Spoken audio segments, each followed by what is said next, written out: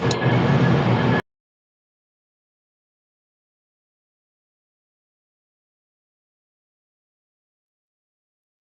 we have a court reporter here and ready to go? Yes, we do. Hi, Harriet. Thank you so much. Good afternoon, everyone. We will go back on the record. Just as a reminder, this is an evidentiary hearing in proceeding number 23A-0242E in the matter of Public Service Company of Colorado's 2024 to 2026 Transportation Electrification Plan. My name is Megan Gilman, and Chair Blank has asked me to serve as chair in his absence today for this hearing. So first, I will start out and see if we have any preliminary matters that the parties need to discuss before we get started today.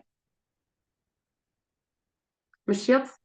Yes, Commissioner Gilman, I think the only issue from Public Service Company of Colorado was determining whether or not you were interested in us bringing Mr. Patrick Murphy onto the stand and possibly Mr. Ryan Austin, but Mr. Murphy is a little bit closer in the witness order, so that would be helpful for us.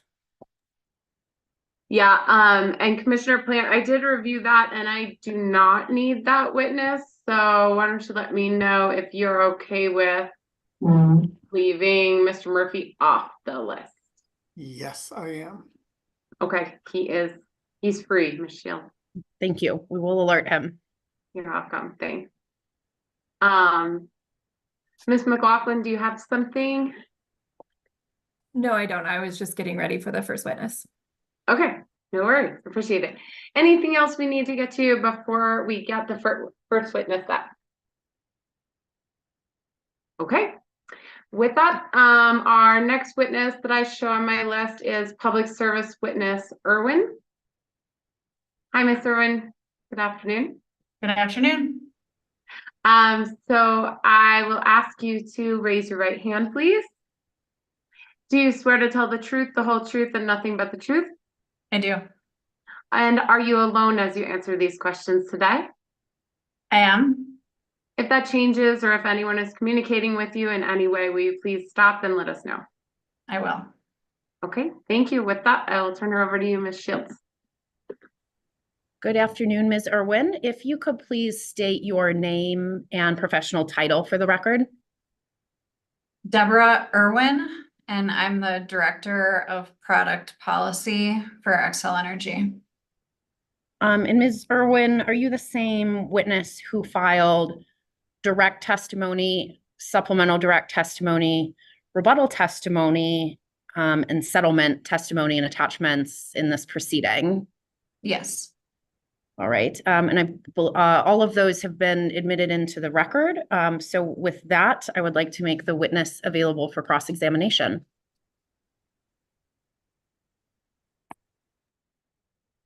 Excellent, thank you. And first up, Charles. Good afternoon, Ms. Irwin. My name is Katie McLaughlin. If at any point this afternoon you can't hear me or need me to speak up or anything, please let me know, but hopefully the audio is coming through just fine. I have several topics that I'd like to cover with you. Yesterday, Mr. Eiley deferred several questions from the parties and the commissioners to you, so hopefully you can answer some of those questions today. I'd like to first discuss the pecan alternative proposal with you. In this proposal, the company would provide rebates to support third-party development of DCFC facilities. Is it up to the company to determine who receives those rebates? The company has filed with the settlement agreement a scoring sheet that outlines how the company would make rebate awards. Okay, so it's the company that determines who receives the rebates. Yes. And that scoring framework is attached as attachment C to hearing exhibit 121? I believe that's correct. So this scoring framework included ratings on certain criteria to assist the company in determining who would receive the rebates? Yes. Once a party is selected for a rebate, the company would provide money for the rebate up front rather than after project completion, correct? That is not correct. The company would provide the rebate after the project is actually in service and operational. Could we please pull up hearing exhibit 111, the supplemental direct testimony of company witness Irwin?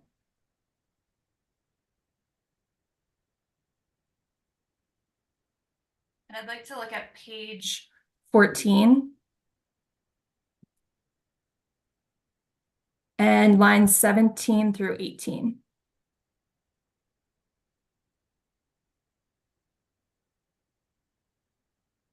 Do you see where it says the company believes offering rebates at the point of sale rather than upon installation would facilitate applicants more easily? I do see that, yes. Okay, thank you. We can go ahead and take this exhibit down.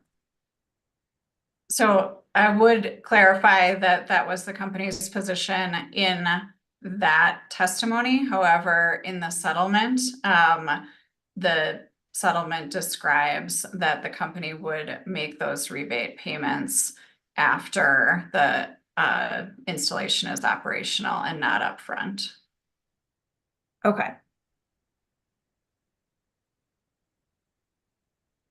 Now, rebate applicants must also agree to provide semi-annual information regarding a station, correct? I would refer to the settlement agreement for exactly what the rebate applicants would need to provide. So I don't know if we can pull that up if that's going to be necessary. Do you recall if they would need to provide some sort of reporting after? Yes, they would be reporting to the Colorado Energy Office regularly. I believe it's semi-annually. Okay. So in simple terms, the project will start construction.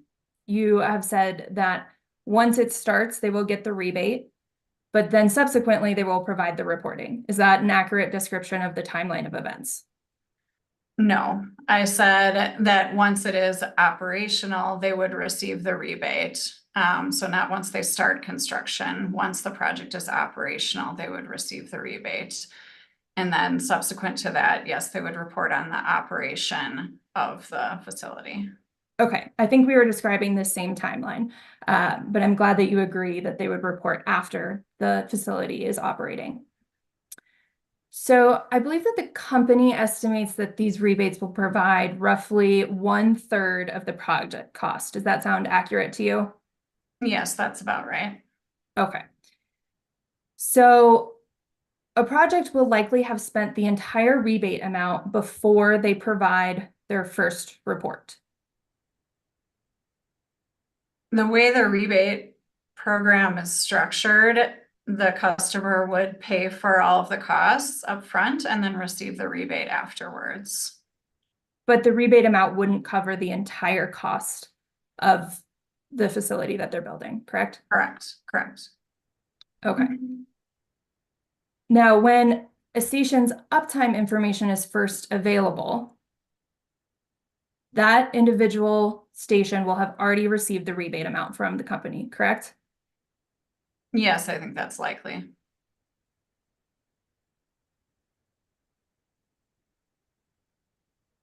Now, I'd like to talk a little bit more about these uptime requirements.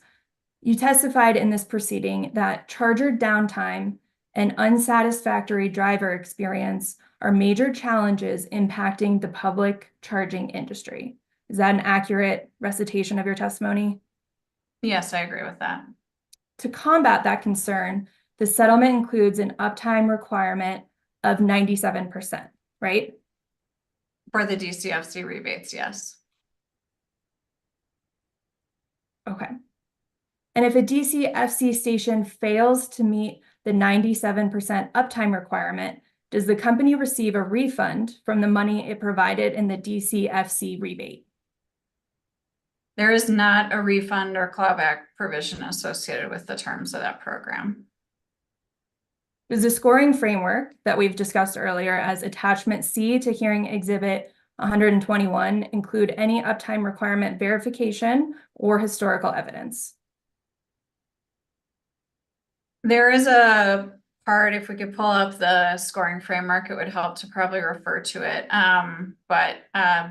The experience of the applicant is considered. And so I believe, the company would have the opportunity to take historical experience into account in making the rebate award.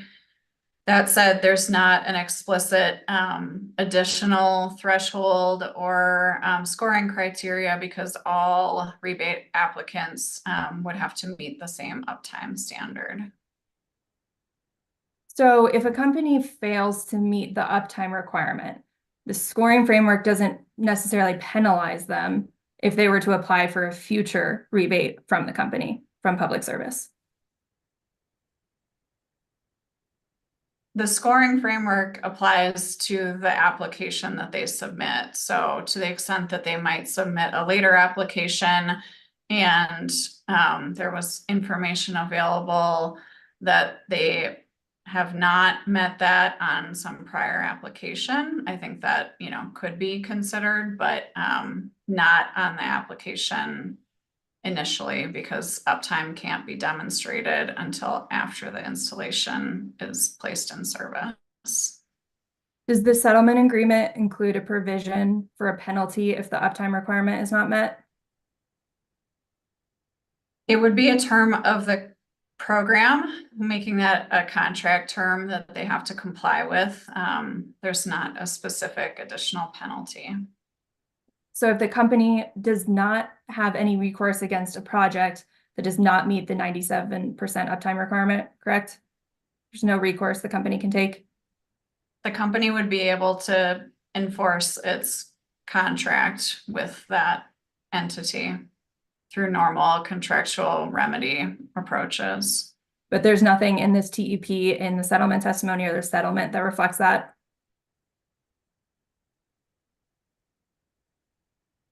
The company implements its programs through contracts, a lot of them, and this would be one of them. So it's a term and condition of the program and would be enforced as a contract provision.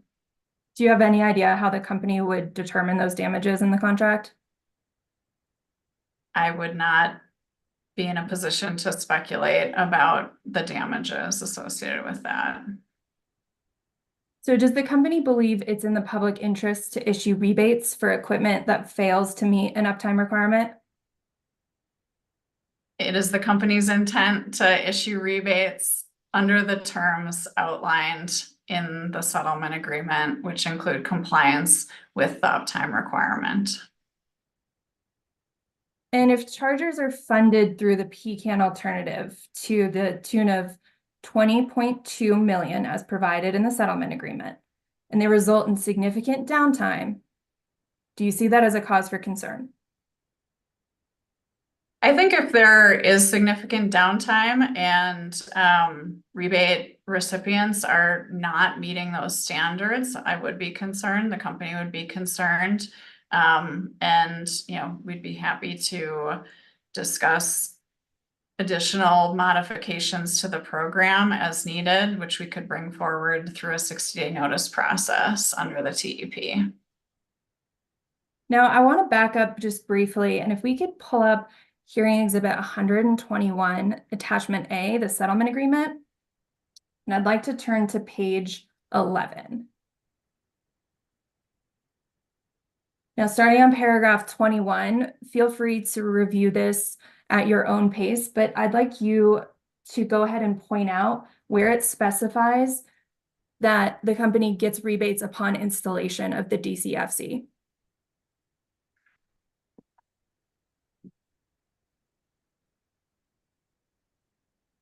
You can keep scrolling down. I'm not sure what page it's on. Sorry, and objection. I don't think that question was consistent with Ms. Irwin's earlier testimony that rebates would be provided upon a facility becoming operational. Ms. McLaughlin, would you like to respond? Ms. Irwin testified earlier that she believes that in the settlement agreement that they put a provision that the DCFC stations would receive the rebate upon becoming operational. My question was, whether she could point in the settlement agreement where that provision lays. And I clarify that was not the question that was asked. So I will withdraw my objection if she will rephrase the question as she just did. Excellent, thank you. Thank you for solving the issue for me. Go ahead, Ms. McLaughlin. Ms. Irwin, could you please review this, and when you have an opportunity to point out where in the settlement agreement that it includes the language that the rebates will be provided once the facility is operational? I might go to a hard copy, which might be faster, so if you give me a minute.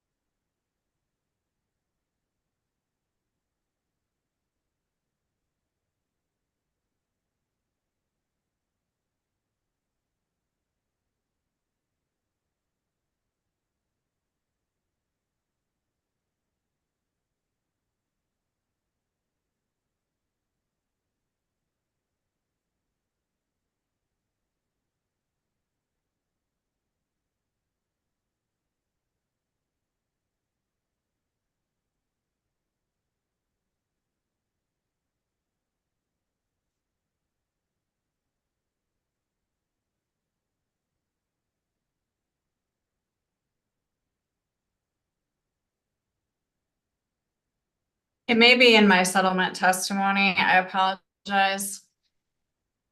Okay, but it's not in the settlement agreement like you stated earlier? I'm not finding it. Do you know where it would be in your settlement testimony? I can look.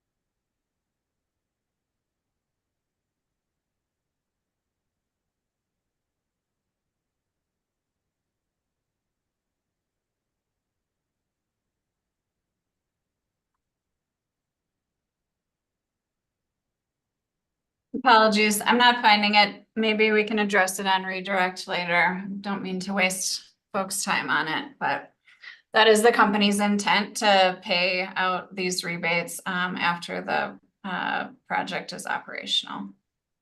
Okay, but this wasn't included in either the settlement agreement or your settlement testimony, just to confirm, yes or no? I can't currently locate it. Perhaps we'll be able to find it later. Great, thank you, Ms. Irwin. I'd like to move on to another topic, and we can leave this exhibit up because I will be referencing it here in just a minute. I'd like to talk to you about EV supply infrastructure, or EVSI for short. And if we could turn to page 17. And I want to look at paragraph 42.1.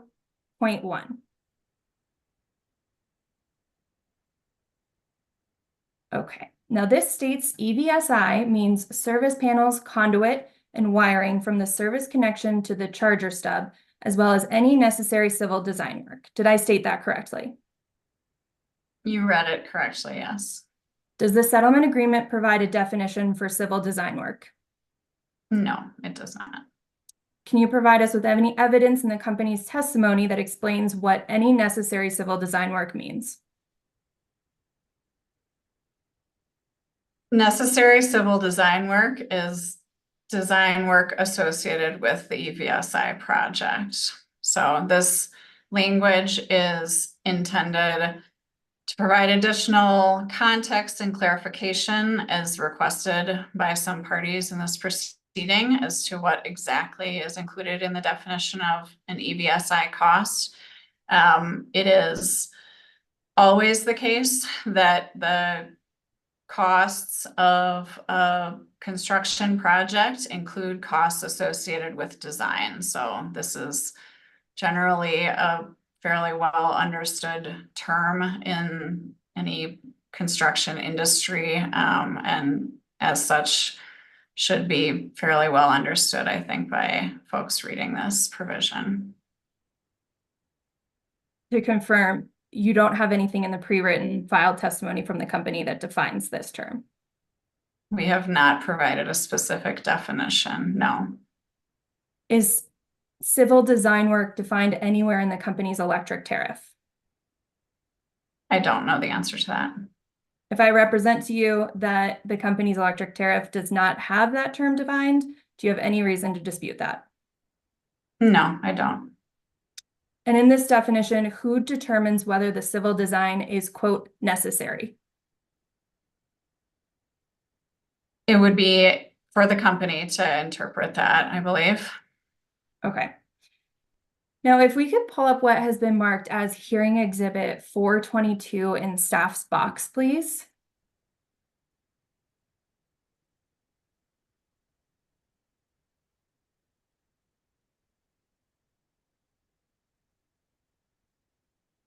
Now, this is sheet number 119A in the company's electric tariff. If we could scroll down so the middle portion of that page is visible. That is great, thank you. Do you see where it says EV supply infrastructure? I do. Where does it state that EVSI includes civil design work in this tariff language? Those words are not in this tariff, and that's, I would say, the reason that they are in the settlement agreement, because parties asked for additional clarification. That said, the settlement agreement term is completely consistent with this tariff provision and how the company implements its EVSI program today. So there's nothing in this tariff that precludes those costs from being included in EVSI. Those words are just not in the tariff. Did the company file an advice letter to memorialize this language change to its electric tariff? The company doesn't believe that a language change is necessarily required here. However, would not object to making that clarification if the commission desires it.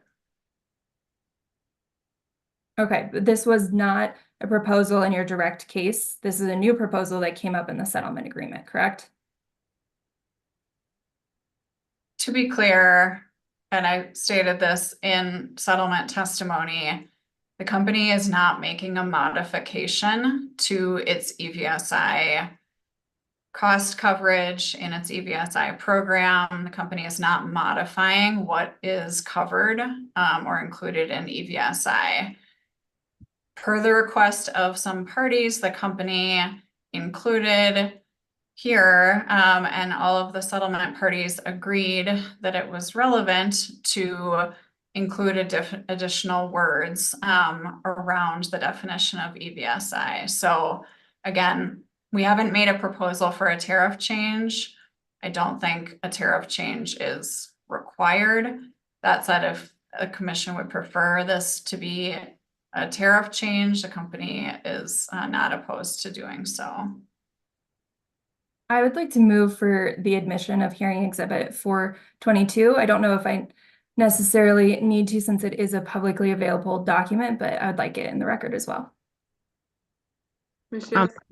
Yeah, and I note there was no foundation laid, but I won't object given that it's the company's tariff and looks like a accurate version of this page of the tariff. Okay, so admitted, thank you.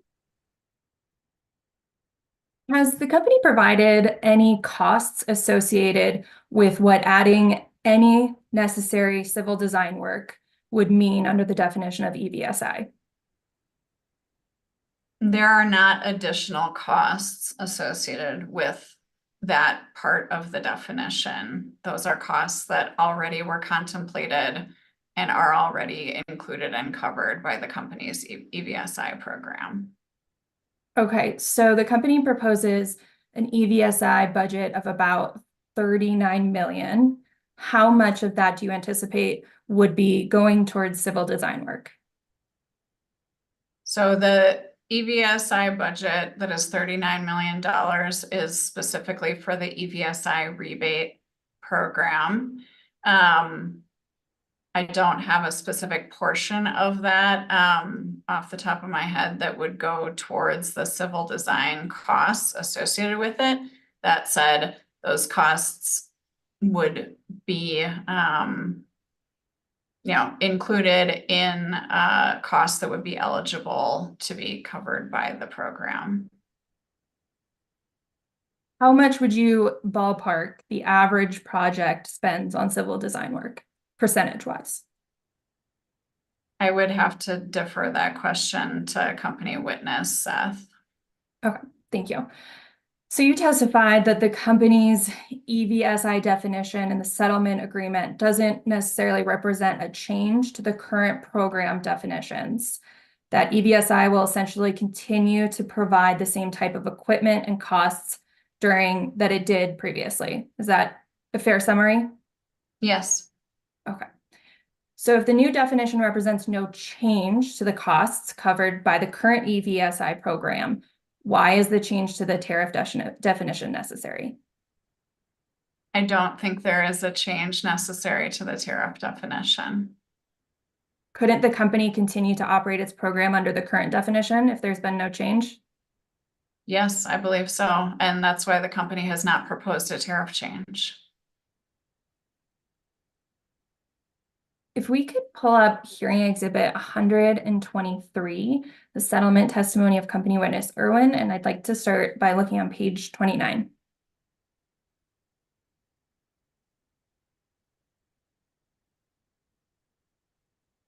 And then line 11, please. Thank you. So I would like to take a brief look at this visual. Isn't the meter here within the boundaries of what the company classifies as EVSI? If you were to scroll up in my testimony, you would see that I very clearly explain that the meter is not included in what the company defines as EVSI.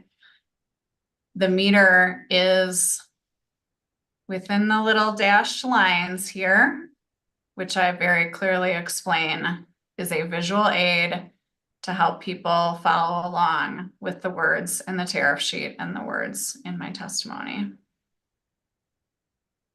Don't you think it's important to err on the side of maintaining consistency with the existing line extension policy than to add potentially contradictory clarification to this process? I believe you just quoted my testimony and you're trying to use it in a different application. I am not proposing to use this figure as a legal position of the company. I very clearly stated that. And the company is not proposing to include the meter as EV supply infrastructure. Do you agree that this visual could get a little confusing? It has been the source of significant discussion in this record, so yes, I believe so. Okay. We can go ahead and take this exhibit down, and I'd like to move on to another subject with you, Ms. Irwin, and turn to the company's residential EV rebate program. So the company proposes to offer a tiered EV rebate structure to IQ and DI individuals, with the greatest EV rebate being $5,500 for a new EV and $3,000 for a used EV, correct? That sounds correct. Now, if we could please pull up the settlement agreement, hearing exhibit 121, attachment A, and turn to page 9, please.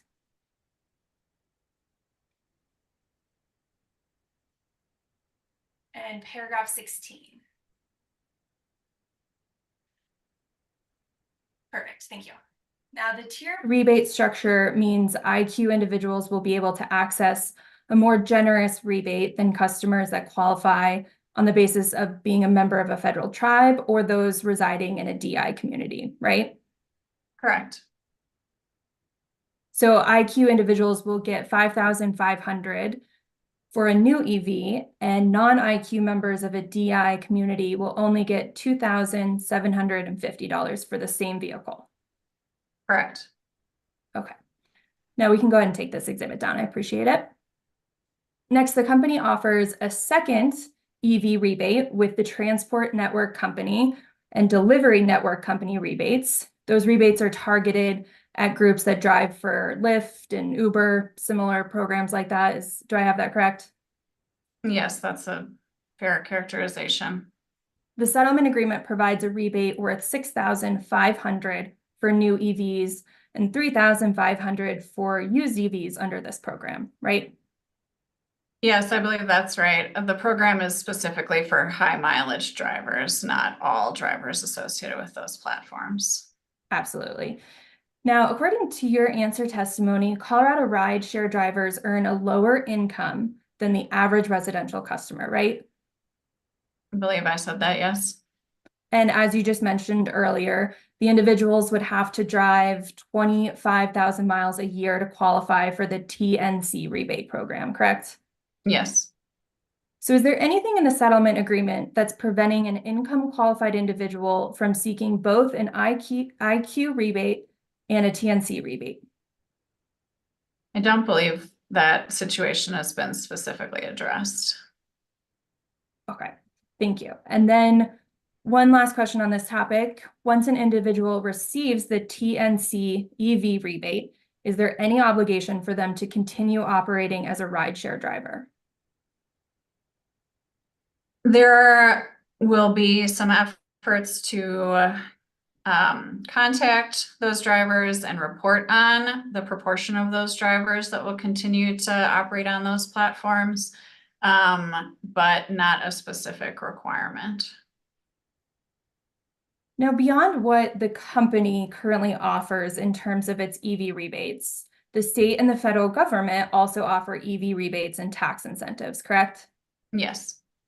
And I assume you're familiar with the federal EV rebates, which currently provide a tax credit of $7,500 for a new EV and $4,000 for a used EV, right?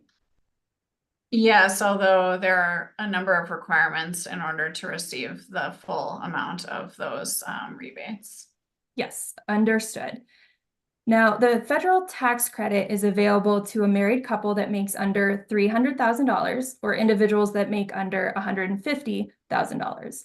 Is it safe to say that IQ individuals that qualify under the company's EV rebate program would also qualify based on their income under the federal EV rebate? I think that's likely, yes. And Colorado also offers EV tax credits, correct? Yes.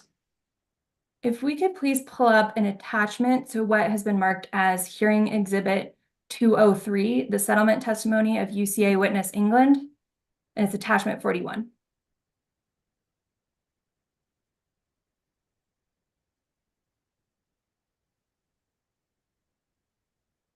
If we could scroll down to the third page.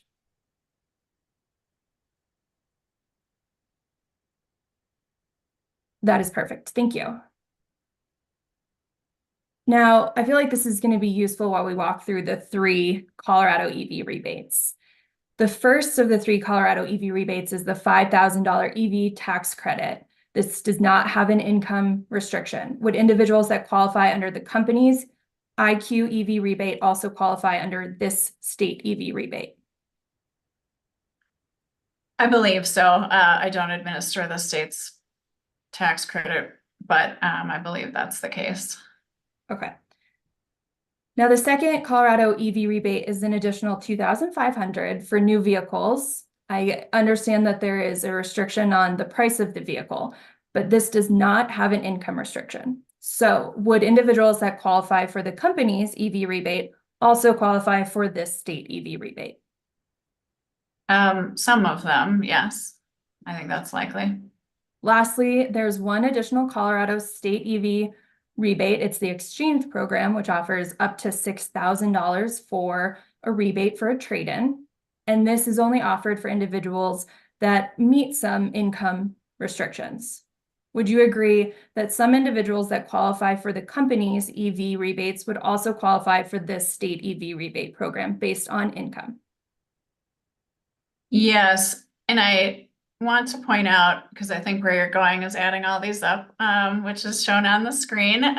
But it's my understanding that actually an individual vehicle purchaser would not be able to use all of these together. And particularly the Colorado Vehicle Exchange Program could only be combined with one of the other vehicle rebates, I believe, so, or the tax credit. So you would not be able to take the state tax credit, the vehicle exchange program, and the company's rebate program.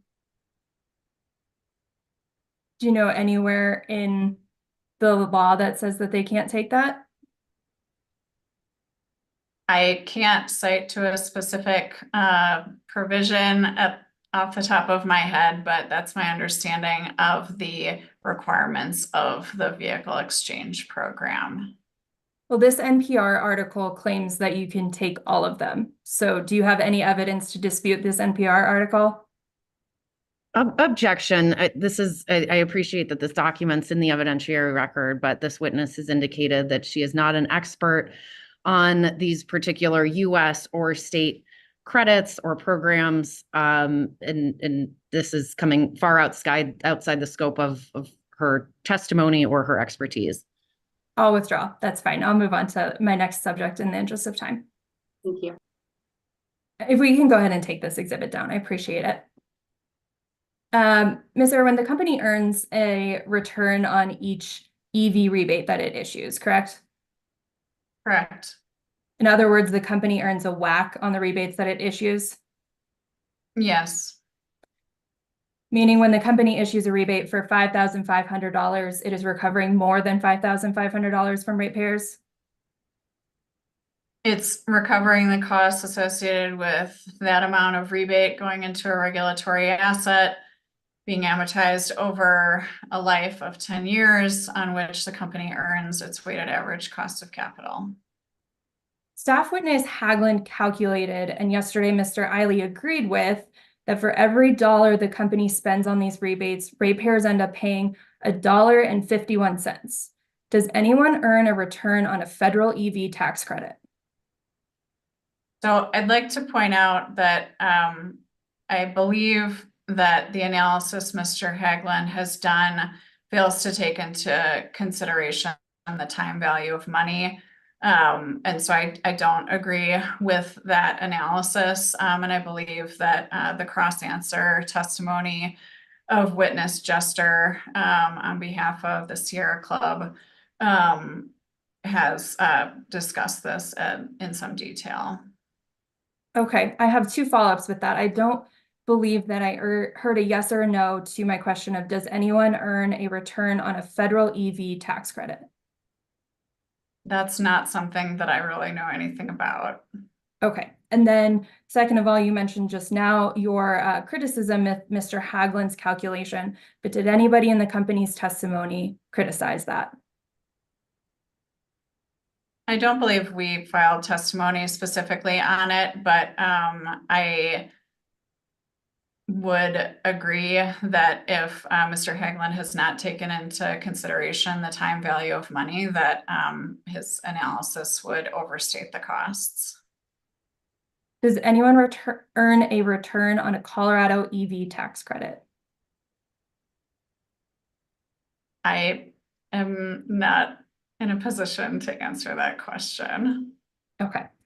Now I have two very narrow topics with you, and I anticipate that they will take 10 minutes maximum. One is just a clarification on some EV charger wiring rebates. Mr. McLaughlin, if you can just be concise with that you have left to ask. You're a bit over time, but I was going to give you a little leeway since a few of the answers took a bit. So yes, I appreciate that, Commissioner Gilman. I was hoping that we could use some of the time that we waived on company witness Seth and transfer it over here as well. So I knew I had a little bit of possible wiggle room, but I appreciate that. I hope that these questions will be very quick. Great, thank you. If we could please pull up hearing exhibit 121, attachment A, the settlement agreement, and move to page 15.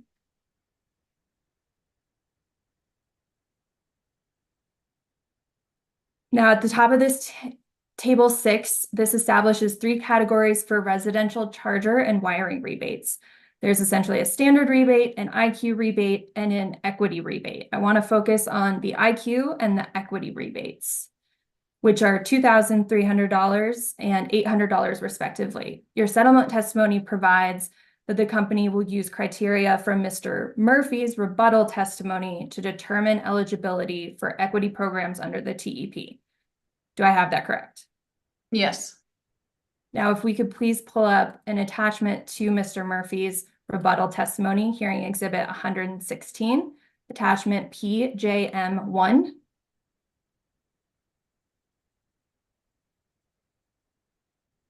And scroll to the bottom of page 2.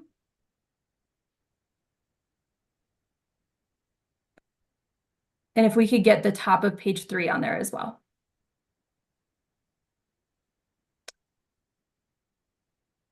Now, these are the 3 categories under this attachment that are income qualified, community, and tribe that are listed under the EV charger and wiring rebates.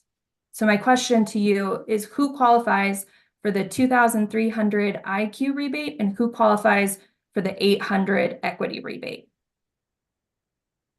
So the $2,300 rebate would be the income qualified. So that's the first section shown. The community and tribes would qualify for the $800 equity rebate. Thank you for your clarification, Ms. Irwin. I can take this exhibit down, and I have one brief set of questions for you on the company's proposed residential portfolio. The company has 2 managed charging programs for residential customers, Charging Perks and Optimize Your Charge, right? Yes. In simple terms, Optimize Your Charge provides customers with a bill credit for charging their EV during a pre-selected static charging window, right? Yes. And this is off-peak period that I'm referring to has been defined as 12 midnight to 12 noon, correct? Correct. And I have a clarification question because I did not see it in the settlement agreement. Is this static charging window the same for weekends and weekdays? I believe that it's been defined as just 12 to 12, as you stated, without regard to the type of day. Okay. So you're not sure if there's a difference between weekends and weekdays? If it's not articulated as a difference, then we haven't proposed it as a difference. Thank you for that clarification. Turning to Charging Perks, I have some questions that follow up on Commissioner Gilman's conversation with Mr. Eiley yesterday. You're aware that staff and other parties proposed modifications to the Charging Perks program, right? Yes. And for example, staff recommended developing an hourly price signal for Charging Perks that more fully reflects the value of avoided curtailments, right? I'm familiar with that, yes. The settlement agreement includes a commitment to host informational workshops about Charging Perks, but it does not make any kind of change as advocated by staff. Is that correct? Correct. At this point, the program is designed to respond to a number of the issues raised by commission staff. But the company is very open to discussing that in more detail with stakeholders, and that's why we're using the workshop approach. And you're aware that staff recommended the development of a dynamic rate pilot program? Yes. In the settlement agreement, the residential managed charging programs do not include a dynamic rate option, correct? Correct. And I believe Mr. Eiley discussed yesterday the settlement terms that address the dynamic rate topic specifically. And the settlement doesn't require the company to evaluate a dynamic rate option? It does require the company to discuss that with stakeholders in the curtailment work group that is ongoing associated with the electric resource plan. To further discuss it with stakeholders, but not a commitment to evaluate it. Could pull up the settlement for the specific term, but it discusses considering making a proposal on a specific time schedule that's articulated in the settlement by April 1st, 2025, I believe. Okay, last question for you, Ms. Irwin. The settlement agreement also does not require that the company propose a dynamic rate pilot in the future, does it? Again, it requires us to consider making a proposal, but not to make a proposal. I have no further questions. Thank you. Thank you, Ms. McLaughlin. Next up, we have CEC, Ms. King. Thank you. Good afternoon, Ms. Irwin. We haven't met formally. I'm Michelle King. I'm here on behalf of the Colorado Energy Consumers. Nice to meet you. Mr. Eiley deferred some questions to you regarding the budget, and I thought I would clarify that for the record since it got a little bit murky in my conversation with Mr. Eiley. Were you present during my cross-examination of him? Yes, yep. Okay, so if we could please pull up Exhibit 121, Attachment A, which is the settlement agreement, and turn to page 6.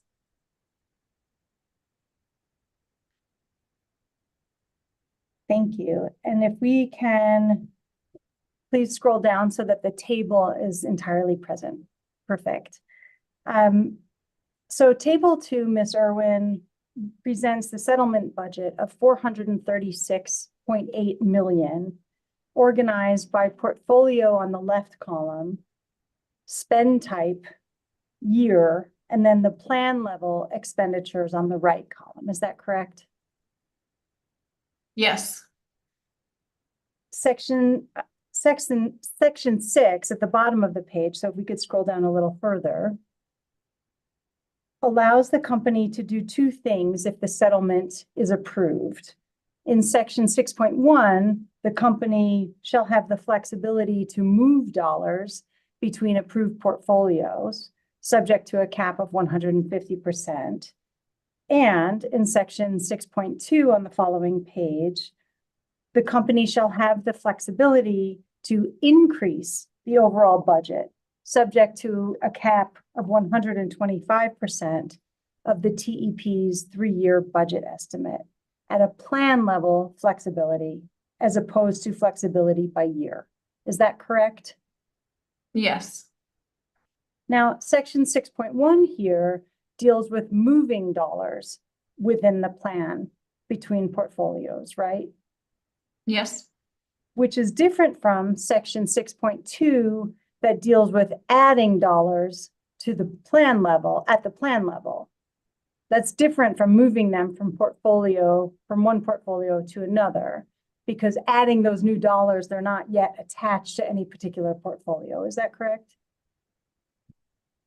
That's an interesting way of describing it.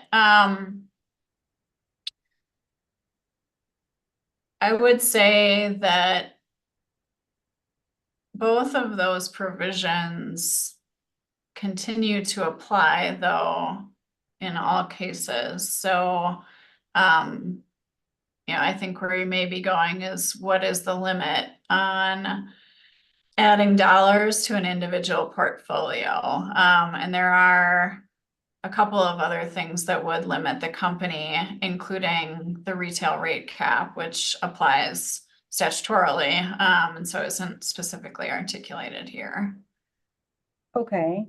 But while 6.1 and 6.2 are both features of the flexibility that's allowed under the settlement, a plain reading of the settlement doesn't say that they're contingent upon each other. In other words, to clear something up that Mr. Eiley said yesterday, there's nothing in the settlement that limits the company's addition of 25% to the budget at the plan level, so long as it satisfies section 6.1. Is there? So are you asking if all of the additional 25% could be added to a single portfolio? I'm first looking to the four corners of the settlement agreement. And so based on my read of the settlement agreement, there's nothing that precludes that.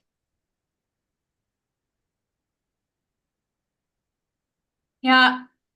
So let's see.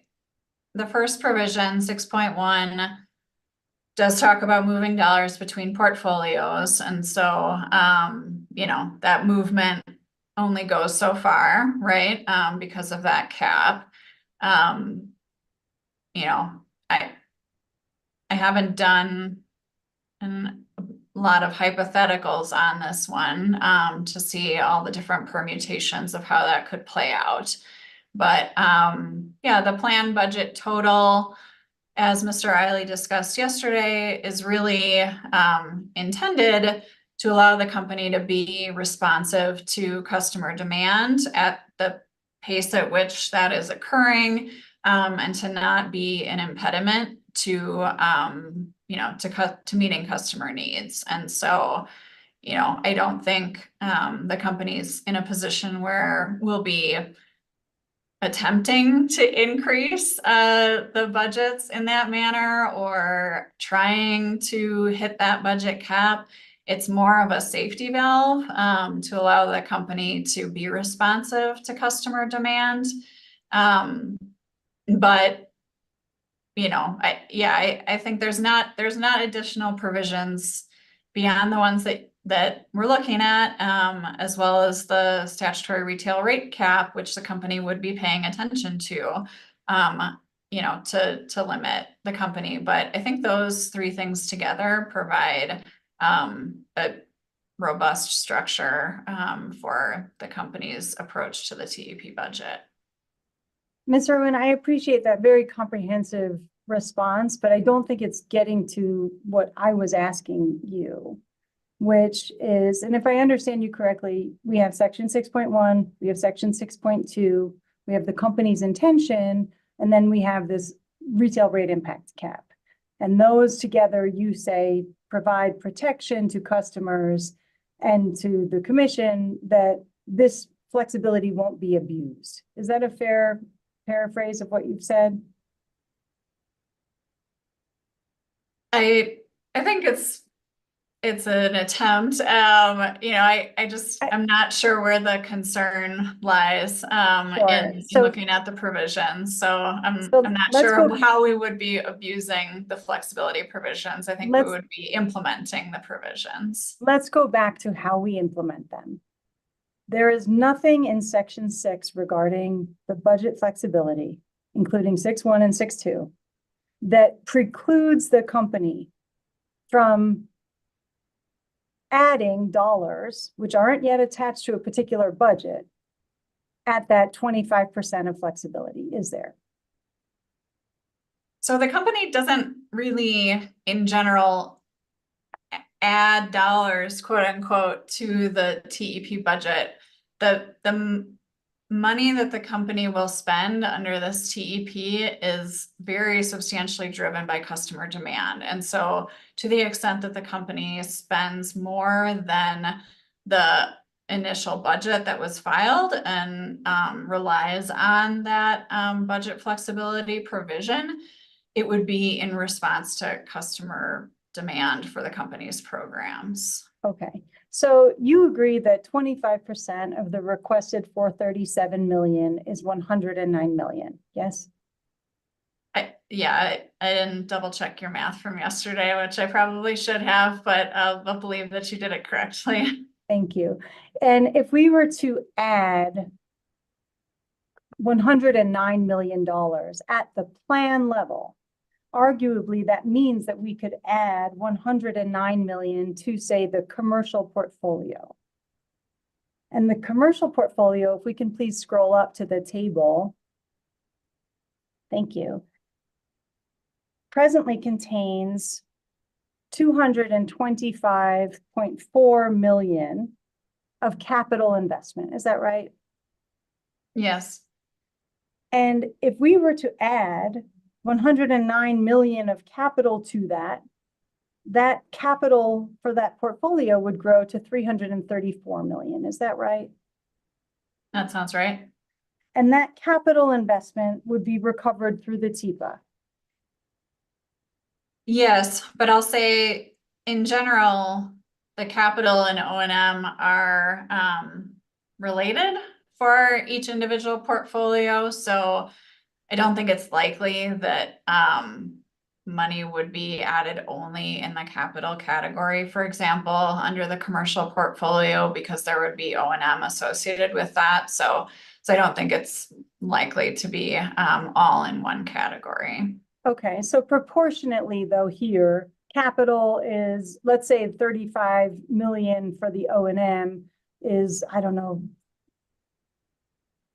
less than 20%, right? Yes. And so arguably 80% of that 109 could be added as capital, and the remaining 20% of that 109 would go to O&M, right?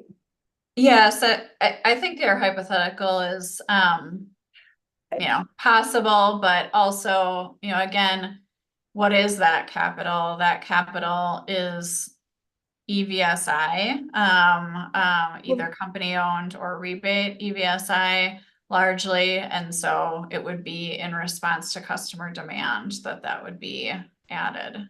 Right, but it could be added there, right?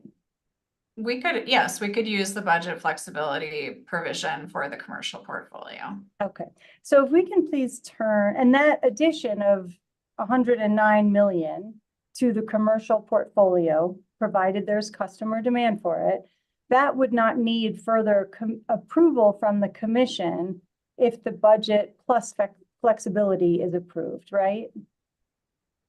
Correct. Well, I would say the commission's approval of the budget flexibility provisions would be the approval that we need. That said, the actual cost recovery through the TEP rider requires a filing for that rider amount every year, and the commission has the opportunity to approve that every year. And so the prudence of those costs would be evaluated in those TEP rider proceedings. If we can please turn to page 15. There at paragraph 37.1, thank you, under the header commercial distribution, it says that the company will bring forth any project proposals not contained in table CLP-R-1 during the 60-day notice process. Do you see that? I do. And through this process, distribution investments considered will be presented, and then stakeholders will have 60 days to provide feedback for the company's consideration. Is that right? Yes, for any distribution projects that are not already identified in this record, any of those projects would be specifically identified through that 60-day notice process, which stakeholders could provide feedback on. The company chooses what, if anything, to do with the feedback it receives. Yes? After the company receives feedback on its initial filing, it then makes another filing where it discusses whether it has incorporated stakeholder feedback, and if it has, how it has, and if it has not, sort of the explanation associated with that.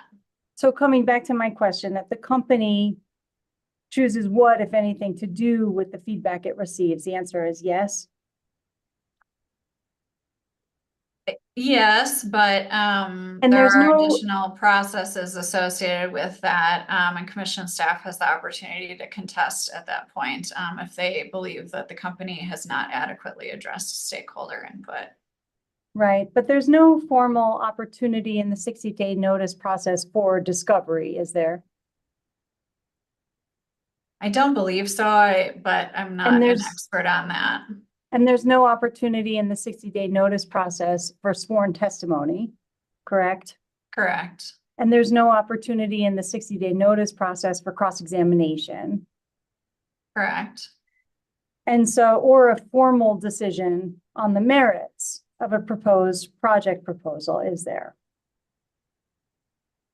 I'm less familiar with the process if and when staff contests the company's note filing, but I would assume that at some point it would go to the commission if that were the case.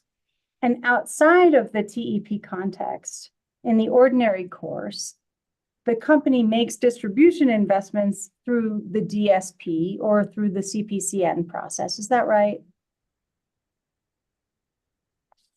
I'm not sure if I would agree with the way that you phrased that. I don't believe the company, quote unquote, makes distribution investments through the DSP. When the company wants to make a distribution investment, it seeks approval of the commission through an application. Is that correct? I'm going to have to defer to questions about the distribution process to a company witness, PLD. So you don't know how distribution investments are made in the ordinary course? The company recovers the costs associated with those through rate cases, but I'm But you not don't know. familiar with the details. Okay. And so, but you do know that here, if the company wanted to add distribution plant under its commercial portfolio, it could do so through the budget flexibility afforded. Is that right? I believe that you're correct, that Thank the you, budget Ms. flex, excuse I me, have no further questions. Thank you. budget flexibility provisions would apply to distribution investments along with the remainder of the commercial portfolio. However, the company would be required to make a filing as articulated here. Thank you, Ms. Irwin. I have nothing further. Thanks, Ms. King. Next up, I have UCA. Good afternoon, all. This is Tom Dixon, and I have no cross-examination of Ms. Irwin. Thank you, Mr. Dixon. Mr. Faneuil, did you need something? Yes, I was just going to say I have no cross of Ms. Irwin either. So. Excellent. I already had you down for 0, so thank you for not blowing up my expectations, Mr. Faneuil. Next, I have Electrify America, 30 minutes. Mr. Coleman. Thank you, Commissioner. Everything, technology working? Everyone's okay? Okay, thank you. Good afternoon, Ms. Irwin. My name is Brent Coleman. I represent Electrify America in this matter. You and I have met before a couple of times to the extent that we can meet through the computer screen, but it's good to see you. Likewise. And I will apologize at the beginning. I woke up this morning without the intention of having any conversation with you today. But I do need to just follow up with one question, one line of question that you explored a little bit with staff counsel. Is it the company's expectation that the DCFC rebate process is a contractual relationship or establishes a contractual relationship between the DCFC station operator and the company? Yes, I mean the company administers a number of its programs through terms and conditions. So in order for a rebate recipient to, apply and receive a rebate, they must comply with the terms and conditions that the company places on that rebate. And so those terms and conditions and the, acceptance of them do, I believe, create a contract between the company and the rebate recipient.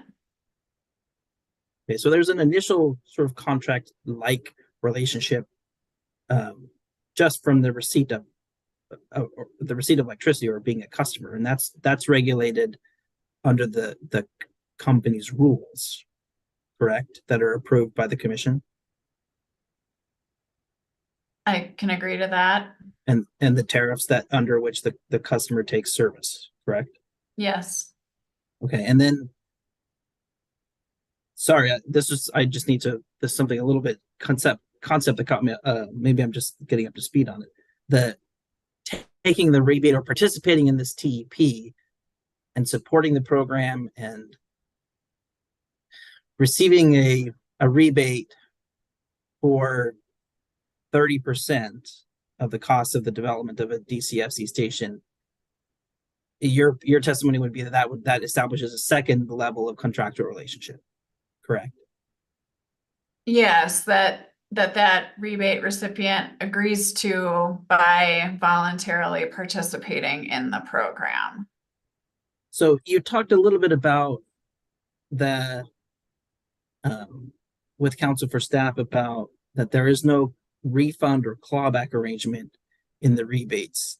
Is to the extent that the company determined that they were going to implement such a term, that would be in the terms and conditions of participating in the rebate program? Yes, that would be my expectation generally as to how the company would carry that out. Any term or condition associated with the program would be articulated in the terms and conditions that the rebate recipient would agree to at the outset, so to speak.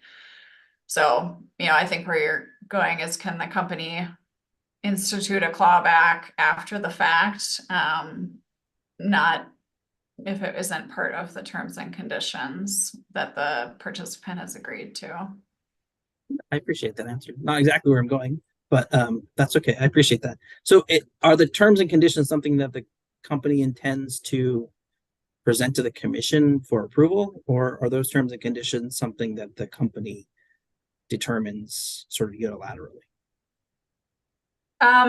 In general, the company discusses a lot of the terms and conditions in filings such as the plan filing that we have in this proceeding.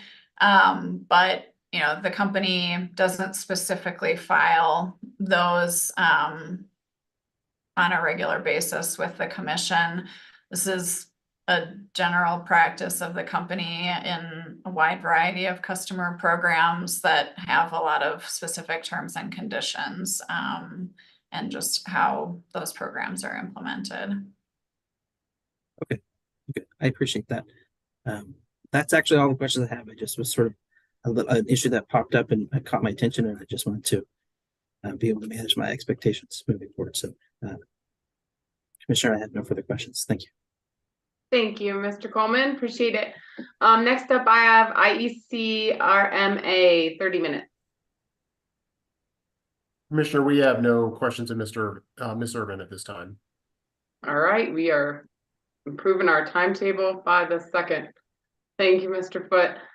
Next, I have AACE, 30 minutes. Thank you, Madam Chair. At this time, ACE has no questions of Ms. Irwin. Thank you. Moving right along then. That was the last party I had listed. So I will turn it over to Commission Counsel for any questions.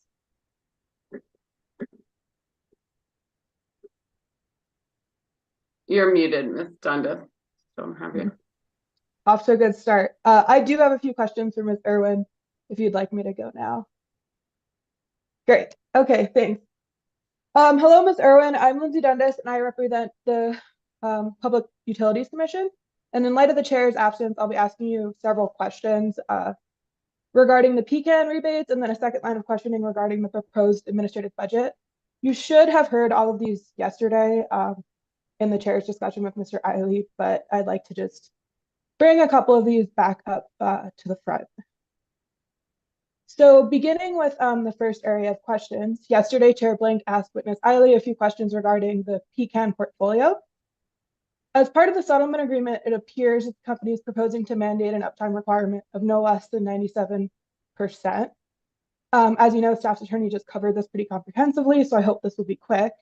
But first, can you please explain to the commission again what happens when a facility that has already received a rebate fails to comply with the 97% requirement? So for this program, as we discussed a little bit earlier, the recipient would receive that rebate once the station is operational. They would regularly report on the uptime associated with that DCFC charger. That reporting goes in the first instance to the Colorado Energy Office. And then CEO would sort of turn around and share that information with the company on an aggregated or anonymized basis. And we would report that to the commission regularly in our annual reporting.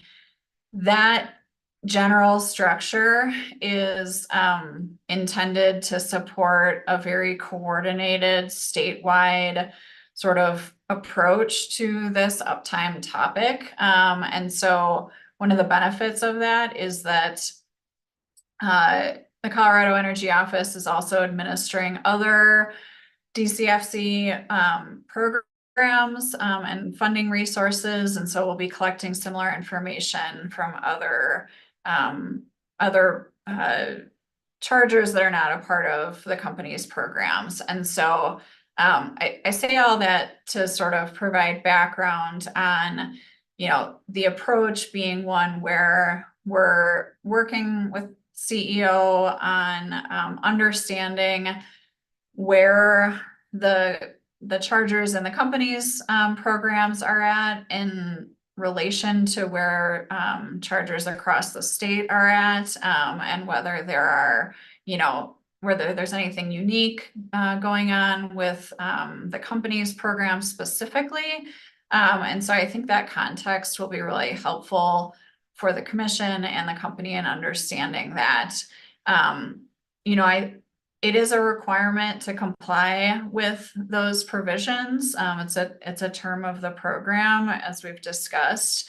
But if and when any particular rebate recipient is not complying with that, I think that's the point at which we would, try to figure out if there's a problem that needs to be addressed. And so, I think through the reporting to the commission on the status of that, creates a good opportunity for the commission to understand and identify if there's an issue. And, if the commission or the company believes that modifications to the program are necessary, we could consider those and potentially propose those through a 60-day notice process. Okay, thanks. A few follow-up questions on that. So you mentioned what I believe is the CEO reporting requirement in paragraph 25 of the settlement agreement. Now, that reporting you said would be done in the aggregate to the company. Is that correct? Yeah, I believe that it says aggregated or anonymized. Yes. Okay, so that reporting done from the facility to CEO and then eventually to the company, and then I guess eventually to the commission after that, does not tie directly to the uptime requirement of a specific facility, correct? So the individual rebate recipients would be reporting it by charger to the Colorado Energy Office. Okay, so is it fair to characterize then that the CEO reporting requirements do not provide a remedy for failure to meet that standard? I think they provide transparency and information. And if there is additional action that needs to be taken to address a persistent issue, I think that's for future discussion. And that future discussion would be on changes to the offerings or the program of the company, but nothing on an individual facility basis. That's the company's approach at this point, yes. Okay, so just to summarize our discussion today and what you had with staff earlier, the 97% requirement is not going to be enforced against an individual recipient of a rebate unless the company decides to pursue litigation, either under its tariff or a contractual relationship created by accepting the rebate funds. I think that's accurate. Okay. Yesterday, the chair brought up an idea with Mr. Eiley that I'd like to discuss with you now. And you also mentioned on cross with Ms. McLaughlin, that uptime can't be measured until a facility is online. And that makes sense to me that this is something that has to be done on a forward-looking basis. So the chair's proposal or thought exercise with Mr. Eiley yesterday was if spreading the rebate over time would create a continued incentivization to comply with the requirement. Do you have any thoughts on that? Yeah, appreciate the question. So I think if the company were to provide the rebate over a period of time, one of the things that would do is likely increase the administrative costs of the rebate program. And so I think you mentioned it, maybe we'll talk shortly about the administrative costs associated with the plan overall. So I did want to mention that in particular. The more complex the program terms are, and the more touch points with the individual customers are required, the higher the administrative costs are going to be. So I think that's important to consider. I also would want to think about whether a program like that is one that customers would want to participate in. I think the company has not administered a program like this so far. And so this would be the first opportunity to do so. I would have some concern about whether customers would decide that it's not worth the hassle to have to get payments over a period of years. As the main purpose of that DCFC rebate is to address the upfront costs associated with installing the charger. We already have a situation where the customer is going to have to pay for those costs upfront themselves and basically get, a portion of them reimbursed as they receive the rebate. And so stretching out the period of time over which they get that rebate, I think just sort of exacerbates that dynamic of, not really addressing the upfront cost burden that the rebate program is intended to address. Okay, so understood that there could be, other concerns with a differently designed program as the chair proposes, but to the specific concern raised by staff, Electrify America, and perhaps the chair yesterday, that there is not really an effective means of compliance with the uptime requirement, would spreading the rebate out over time address that concern? I think that spreading the rebate over time and requiring specific compliance with a specific uptime requirement is certainly something that could be done. Again, it would increase the costs of administering that program. And I would worry about, customer participation in that program.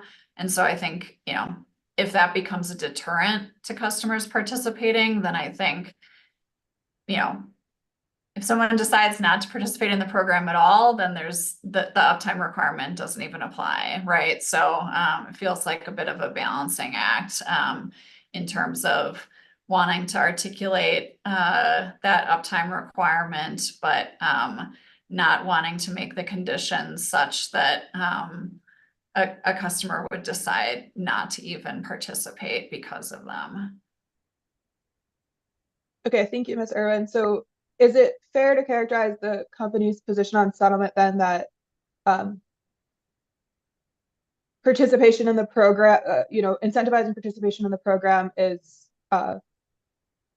more important or more of the focus of the company, and that outweighs the concern about these rebates, the terms under which the rebate was given not being complied with?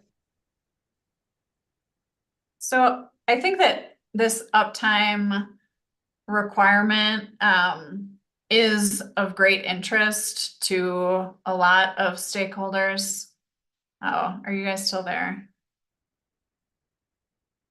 Some people froze for me. Yeah, they froze for me too. Okay. Yeah. I thought it was my computer, but No, it's Didn't wanna happening just- on my end too. I can hear everyone, but everyone's frozen. Okay. Should I keep going? I'd say, oh, looks like we just lost Commissioner Gilman.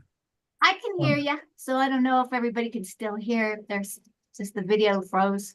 Ms. Dundas, did you, were you able to hear anything there? I just heard Harriet, the court reporter. Do we have the Commissioner Gilman with us? Commissioner Gilman and Ms. Dundas just froze for us, so I wasn't sure what, I don't know exactly what happened there, but I guess we can just keep going. Can you hear me? You see Yes, me? okay. Okay, great. Fine. Sorry I think about everyone's that. back. No, that's all right. Now I'm trying to remember what I was going to say. I think that uptime is important. And however, like the core of what the DCFC rebate program is trying to do is address upfront costs associated with fast charging and address the lack of fast charging compared to the need to meet, you know, the state's transportation electrification goals. And so I think it's important to keep all of those in mind. So, you know, we're trying to encourage the installation of additional fast charging. We're trying to do so by addressing the upfront cost. We also want those chargers to be highly available and reliable for drivers. But I think that it's possible that, you know, it will take time to collect information, and maybe it will take time to even achieve that level of uptime. For example, I don't want to discourage the build out of fast charging in the company's service territory by scaring people away from not being able to comply with that requirement on day one. But I certainly want to be in a position to, you know, make it a program requirement, make it an expectation. And so, yeah, that's just sort of how I think the company is thinking about all of these different interests.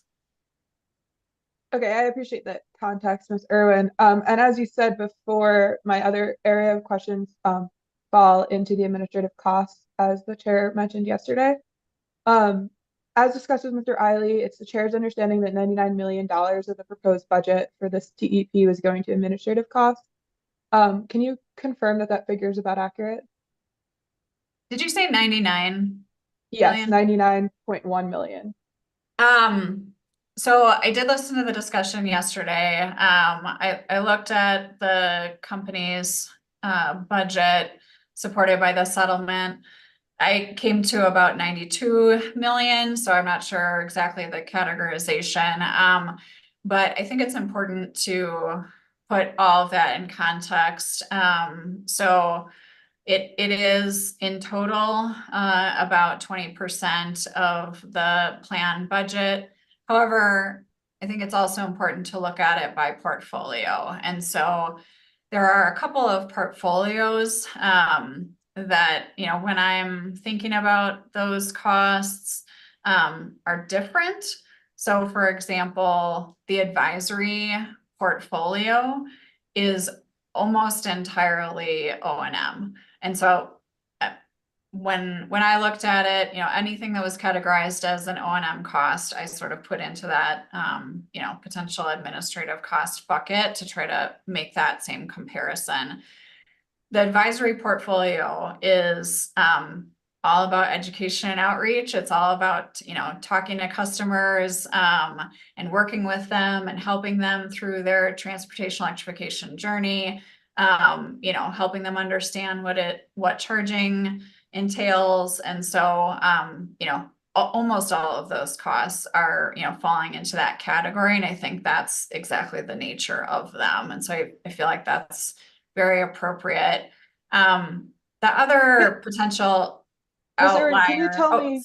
Yeah. Could you just clarify for us what percentage of the total 90 or so million dollars we're talking about is that portfolio you just discussed, the administrative portfolio Um, or the advising portfolio? yeah, give me 1 second. So the advisory portfolio itself is about $16 million. Almost all of that, about 15 million of that is categorized as an O&M expense.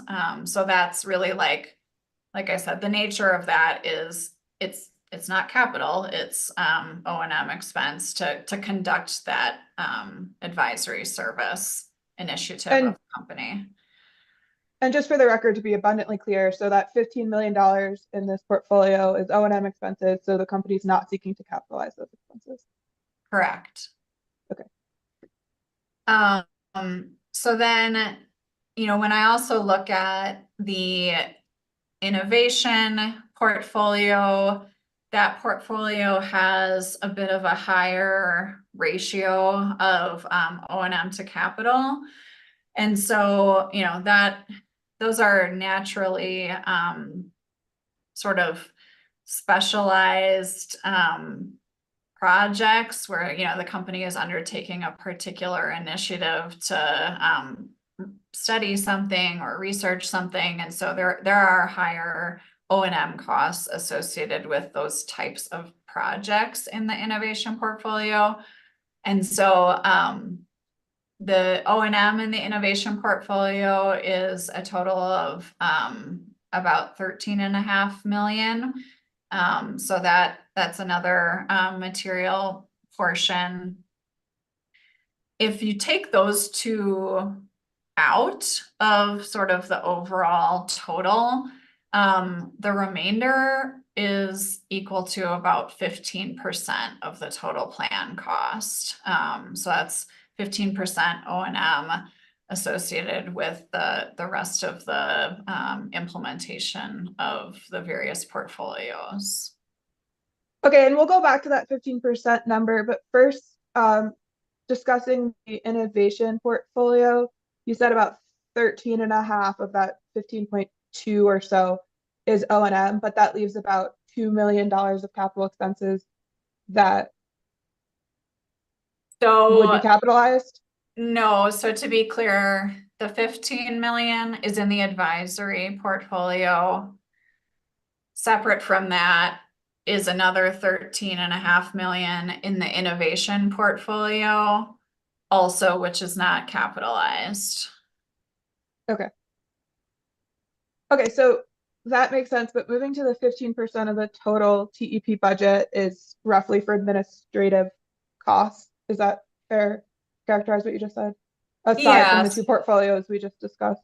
Yeah, so that would include, the costs of administering rebate programs, third-party evaluation of the company's TEP programs, the sort of activity of actually conducting the programs, right? That's what those costs would entail. And are you able to provide the commission with any context on how that figure compares to other areas of programs administered by the company? Yeah, I think it's lower. So, I did try to get a sense based on the questions yesterday of, for example, our DSM plan portfolio and what that looks like. And so that I believe, it's not apples to apples, but perhaps a similar comparison might put that around, 30% type of a cost of the portfolio. So I believe the TEP is spending less money on sort of administrative costs proportionately as we forecasted them compared to, for example, the DSM plan.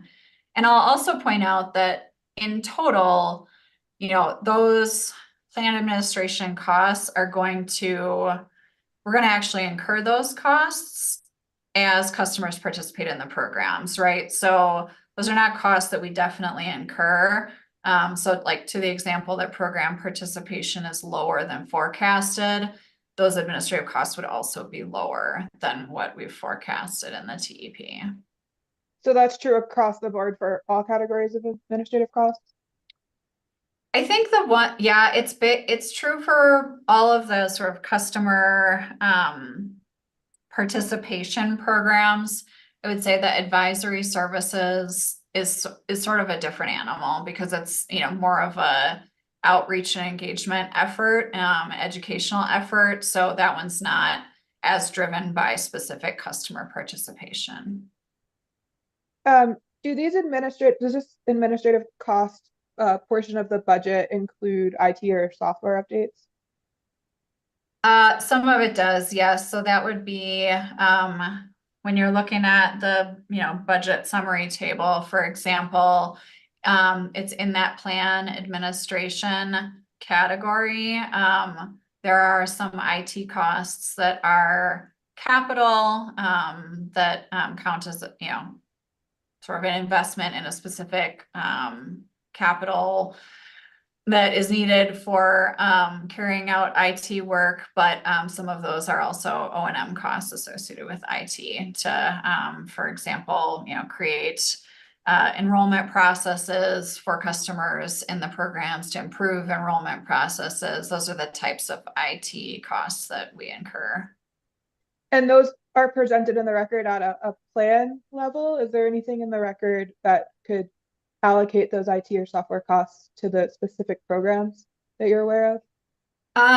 We did present them at the plan level, which I think will allow us to more easily scale them to the specific portfolios and programs that the commission ultimately approves as a part of this proceeding. So that I think that's why the company used that approach.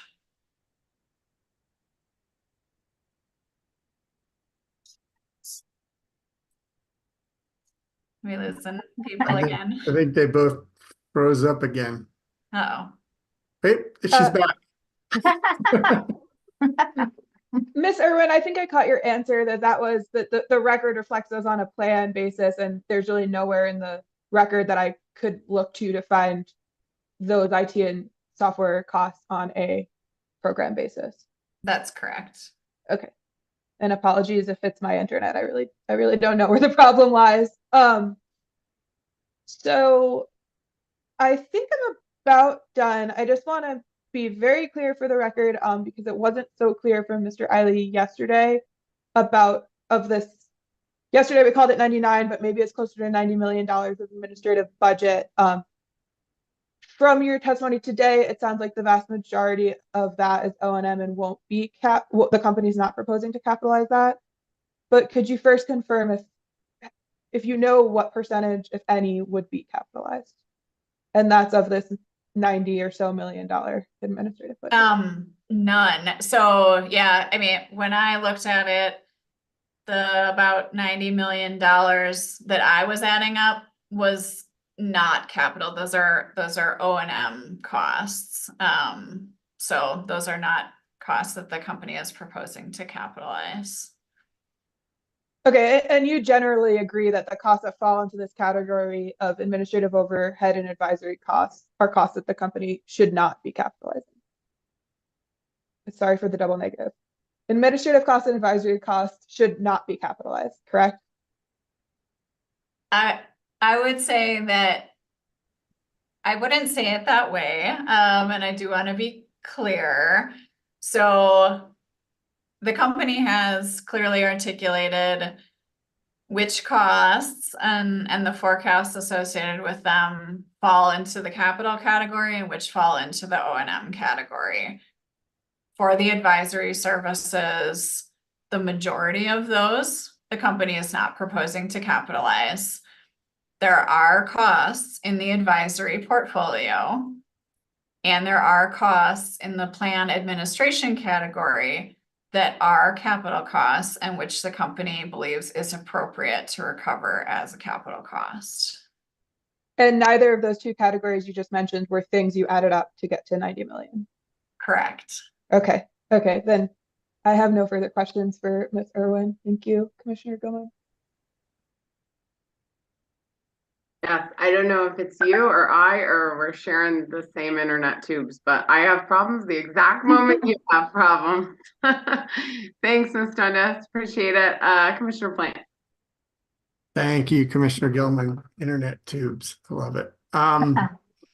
So I'm not going to sort of beat this horse too far, but I did have one question about the 97% uptime requirement. And I think I understand your answer with Ms. Dundas is that this is going to be a sort of post facto reporting to CEO. And I was wondering if you looked at all at, open charge point communication protocols, things that could,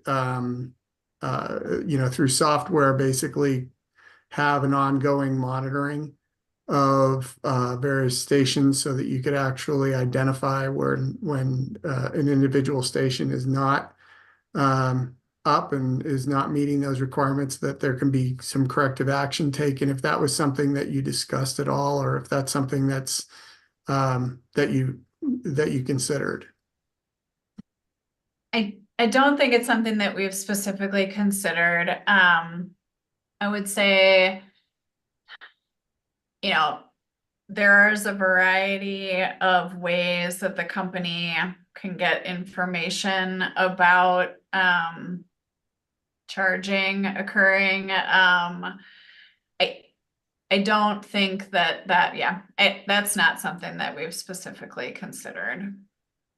Okay. I'd be interested if maybe in your SOP, if you could look at the possibility of implementing that kind of a communication protocol so that you could actually monitor those things and track them in real time. And this is just a sort of follow on from yesterday, and also Ms. Dundas asked a little bit about this, the O&M costs, and she was talking about the O&M costs in the upcoming TEP, which is appropriate because that's what we're talking about. But one of the things I did talk to Mr. Eiley about yesterday was the O&M costs in the last TEP in the residential and commercial were relatively very high. One of the things that you just mentioned to Ms. Dundas is that if there was lower participation, then you'd see those numbers be lower. But I think we saw sort of the opposite in the last EP, with lower participation having higher O&M numbers. And I'm wondering if you could clarify that. Thank you. Yeah, so in the last TEP, so the TEP for the years 2021 to 2023, we have taken a look preliminarily at the costs through the end of 2023. And so I think that can also provide some additional context. If we look at the costs for that whole period of time, our initial look at this point, it looks like about 15% of the costs that are incurred, that the money that the company has spent have been O&M for all of the money that the company has spent on that those 3 years of the TEP. I think it's also interesting to think about it in terms of, and I think Mr. Eiley talked about this some yesterday, but where the company has started and where we kind of are today. So the first TEP, many of those programs didn't launch until the summer of 2021. And so that really was, the beginning startup phase of the vast majority of these programs and initiatives. And so I think in a lot of ways there is kind of an upfront engagement necessary with customers before you start to see the program participation showing up in terms of infrastructure being installed and things like that. And so I think that really bears out when you look at the 3 years of that TEP. So for example, in the first year of the TEP, we only spent a few $1,000,000, which obviously is small in comparison to the 108 million or so that the commission approved. By the end of 2023, we have actually spent about $60 million implementing that TEP. The majority of that, about 60% of that, occurred in the year 2023. And so, we spent about, maybe 6% of that total in the first year, about a third of it in the second year, about 60% of it in the third year. And so what you see there is, right, we're engaging customers, we're getting the word out about programs, we're starting to work with customers on projects, on EVSI projects that take some amount of time to get from idea to design project to a built project that's actually in service. And, when you actually construct those projects, those EVSI projects, that's when you're incurring the costs associated with them. Up to, before that, it's all just O&M costs, it's advisory costs associated with working with those customers on the front end, right? But by the end of 2023, we're in a place where the company has spent about $60 million implementing that TEP. About 15% of that was O&M, and the rest of it was, capital infrastructure, essentially, that was installed associated with that TEP. So just to be clear, in hearing exhibit 114, there's a graph that basically shows the percentage that has gone to the program and the percentage that's gone to the O&M, and the percentages that we saw there was 165%, 125% for commercial residential, something like that. We can bring it up if you want to see it, but it's just general. You're saying that those numbers were prior to really a lot of those rebates being claimed, and that percentage would come down. I can't imagine it would come down to 15%, but. So I would say a couple of things. The information I'm talking about now is sort of, our best estimate sitting here in January, now that we've actually wrapped up, the year 2023. So that is more current information.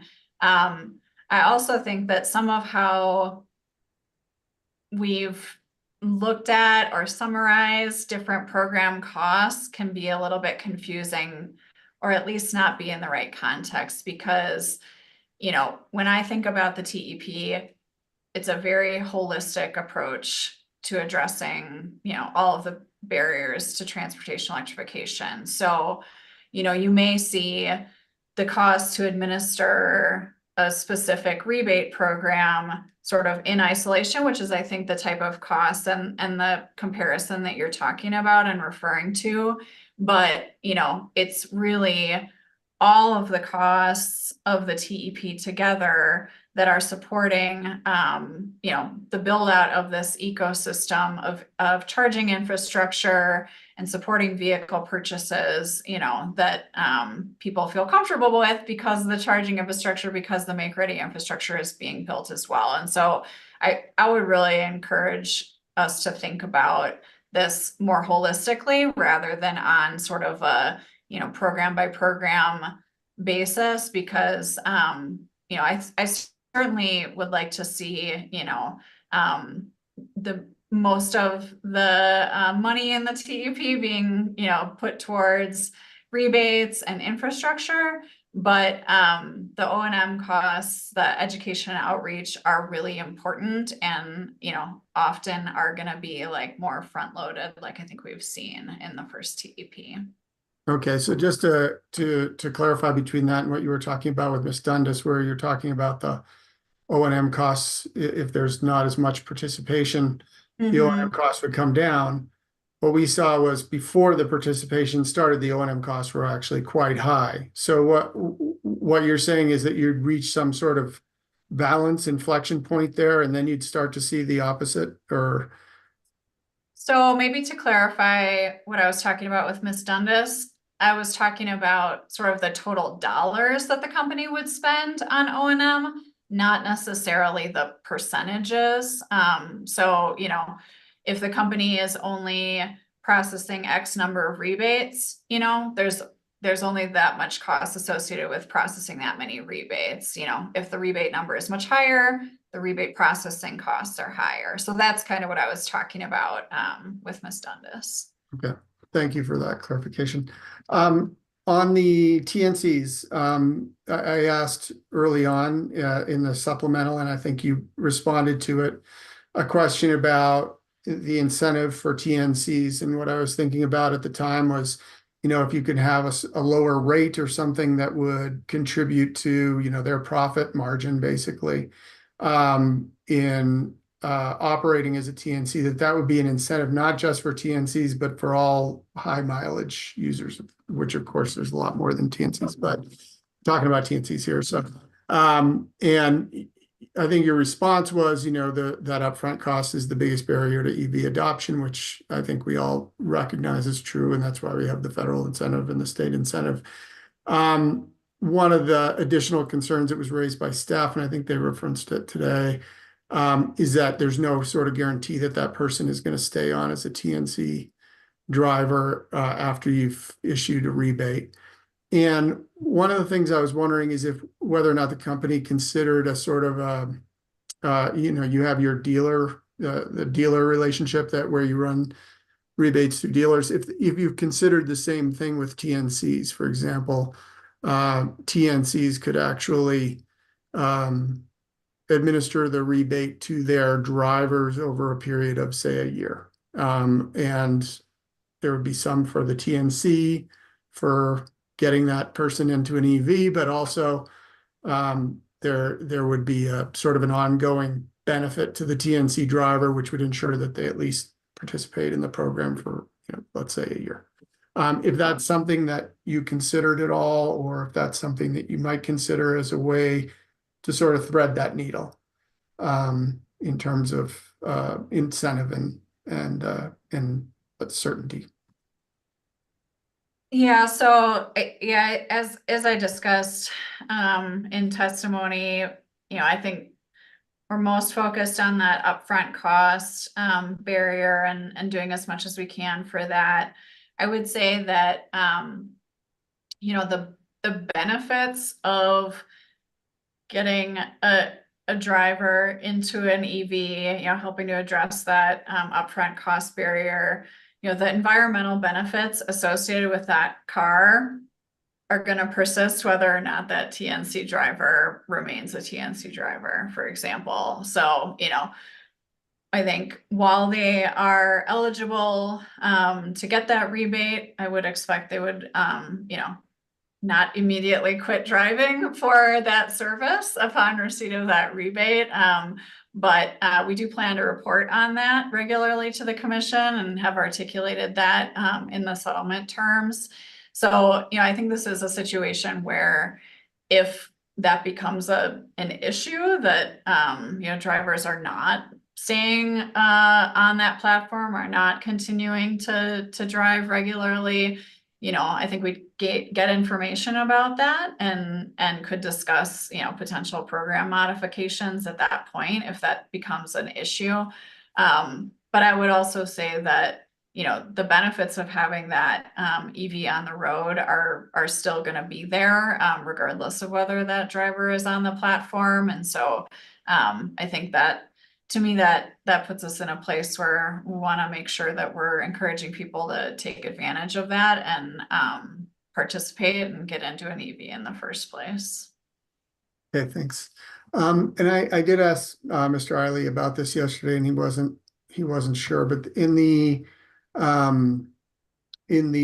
IQ rebate program, there's a provision that's specific to the IQ program where the costs for charging equipment, for example, can be less than the rebate, and the IQ customer is able to get the full rebate regardless of those costs. I was wondering, I think we're going from 1,300 up to 2,300 in the IQ incentive, and I was wondering if that same policy is planned to continue forward, that the IQ customer would get $2,300 regardless of the cost of the installation. Yes, that is the plan. So the increase in the amount is based on, the information we have about actual costs. And so, I think that increased amount is because the costs are higher than what we had estimated for the proposal in the first TEP. So hopefully that will be more reflective of actual costs. The concept behind that for IQ customers is they can use it for their wiring costs. They can use it for their charger costs. To the extent that their actual costs are lower than that amount, the remainder essentially helps to offset their costs of electricity charging that EV. And so, while it may be higher than the costs of the infrastructure installed, I think it's still supportive of reducing cost barriers that income qualified customers would face. Yeah, that brings me to another sort of part of the question. I think that Mr. Eiley suggested that those rebates were going out in a check, and I was wondering if the company looked at, for example, bill credits, specifically to that issue that you just brought up. Yeah, I believe that in the plan document that we initially filed, we talked about a couple of payment options for customers. And so I think they can take it by bill credit, they can take it by direct deposit, they can take it by check. And so I think it's up to the customer to choose how they want to receive that. And is there a difference in cost to the company if you do rebates through a bill credit versus doing it through the issuing of a check? I'm not sure. I mean, I would guess that there's some difference in the cost to administer it. So, how we would approach that in general is we, in forecasting our budgets, we're going to make assumptions about, how many people might take it a different way and, what might be a reasonable cost to implement that across the board. But I mean, I would guess they don't cost exactly the same. Yeah, I was wondering about it in a couple of different ways. One is the issuance of a processing of a rebate and issuing of a check and all that sort of stuff has a embedded cost, but then you're also incurring all the costs upfront, and versus with a bill credit, you're basically incurring the cost over time. And I was wondering if the company has done any analysis of the relative costs and benefits of each approach that you know of. I'm not aware of that. Doesn't mean we haven't done it, but not that I'm specifically aware of. Okay, thank you very much, Mr. Irwin. That's all the questions I have. Thanks. Excellent. Thanks, Commissioner Plant. I was going to take about a 15-minute break to give our court reporter a break here, and then we'll resume with my questioning and redirect. That works for everyone. So let's see, I've got 2:53, and so that's some tortured numbers. So let's come back at 3:10. 3:10.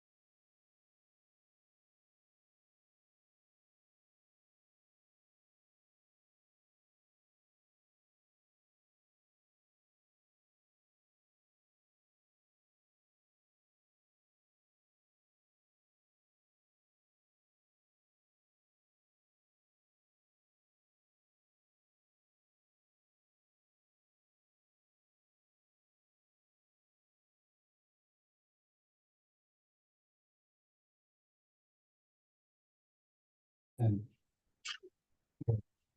we don't have anything.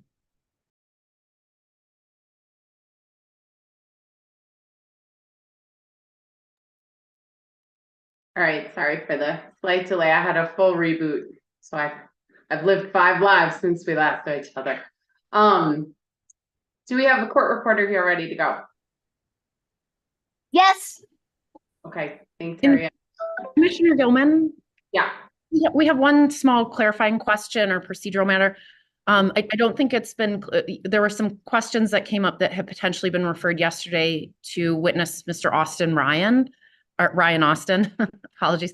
And he had initially been waived. I just wanted to confirm that he's waived or if we should retain him as available. Yeah, give me 1 second. I hadn't opened back up my witness matrix yet in the shuffle. And those questions, remind me, were around like optimized charging type questions? Yeah, some of the time of use rates, managed charging rates. I believe it was more in the context of some of the questions the chairman was asking yesterday. Okay, let me ask Commissioner Plant and Ms. Dundas. Commissioner Plant, do you need Austin? I do not. And Ms. Dundas? No. Okay. No questions for Mr. Austin. Okay, so we do not need him. Great, thank you very much. Yeah, thanks for clarifying. All right, so we will go back on the record after our break. And good afternoon, Ms. Irwin. Good afternoon. Sorry. Okay, here we are. So first I have a couple questions for you about distribution system investments. I know Ms. Paoletti testifies on these, but Mr. Riley also sent me to you, so I'll see what works here, if that works for you. Sure thing. So the distribution system investments under the settlement agreement that are planned would include those substation projects that are listed in Ms. Paoletti's rebuttal testimony table CLP R1, except the High Point one, which I understand to have been removed. And that's the $30 million represented in settlement term 37, right? So I think I'd like to clarify a little bit of what you just said. So the distribution projects that are referenced in that attachment are not substation projects. They're feeders that are listed by substation. So, you know, just to clarify again, like the discussion I believe that was had yesterday about, for example, the High Point substation, it's not the substation that is a part of, you know, what we're talking about here. Generally, they're generally feeder projects that are just identified by substation. And then you also referred to $30 million from that High Point project. It was 20 million from that project that then was redirected to other distribution investments that would be supportive of public fast charging, with another 10 million coming from, I believe, the public charging portfolio to make up those $30 million for the public charging distribution investments. Okay, hold on. So the first bucket of 30 million, that settlement term 37, that includes broadly the list of projects by substation and Ms. Paoletti's rebuttal minus the High Point one, and the total is 30 million minus the High Point one. Yes. Yeah, and then do you have knowledge about when the need for those projects that would fall under provision 37 in the settlement agreement were identified? I do not. I'm sorry. Okay, and then settlement term 38, which is another $30 million in distribution system investments, would support the public fast charging stations, right? Correct. Or infrastructure deemed to be necessary for the public fast charging stations, I guess is a better way to put it. Yes. And then So as I understand it, the location of these stations and therefore these infrastructure improvements is not yet determined or clear. Is that accurate? So, Ms. Paoletti has put into the record, I believe in her supplemental direct testimony, some information about general areas of the company's service territory in which we would anticipate doing those type of distribution projects, but the specific projects themselves have not yet been identified. Okay. And then you've discussed using that 60-day notice process to bring forth projects. I'm a little unclear if those are the specific projects that fit under the $30 million in provision 38 in the settlement, or if that is additional projects above and beyond the contemplated total of 60 million thus far. Can you help me clarify that? I think I can. I'm just gonna look at that settlement provision here. Make sure that I'm looking at the right thing. So the settlement provision talks about bringing forward new project proposals that are not already identified via the 60-day notice process. So and that's 37.1, and that's referring to so that first 30 million that we talked about that have identified projects, to the extent that, for example, a project drops out of that and the company identifies a different project, we would propose that different project through a 60-day notice process. And then providing any new projects unless it's a replacement in the 37 item? In 37, we're just talking about that first category that is termed no regrets investments, that first 30 million. So those would be essentially replacement projects for the ones that are already identified. So those would be identified through the 60-day notice process. And that's what settlement term 37.1 discusses. And what would happen if the budgeting, if in budgeting or actuals, that total ended up more than 30 million? What would be the process to go forward? So I think this relates somewhat to some of the discussion earlier about the application of the budget flexibility provisions. The distribution investments are part of the commercial portfolio. And so to the extent that, you know, there are modifications needed to that entire portfolio's budget, the budget flexibility provisions would apply. You know, in general, right, I think it would be likely that those costs will not be exactly $30 million on the dot, right? Those are cost estimates. And so, you know, the actual costs would be incurred. We would be reporting on those actual costs in our regular reporting, and the commission would be reviewing those costs for prudence when we are proposing to include them for cost recovery in the TEP rider annual update proceeding. So the commercial category in total, I have at $260.6 million. So if you went over 30 million, but somehow still did not tip the commercial budget in total of $260 million out of whack with your flexibility to move from program to program, the company sees that as acceptable? Yes, I think, you know, the company would be managing that portfolio budget at the portfolio level.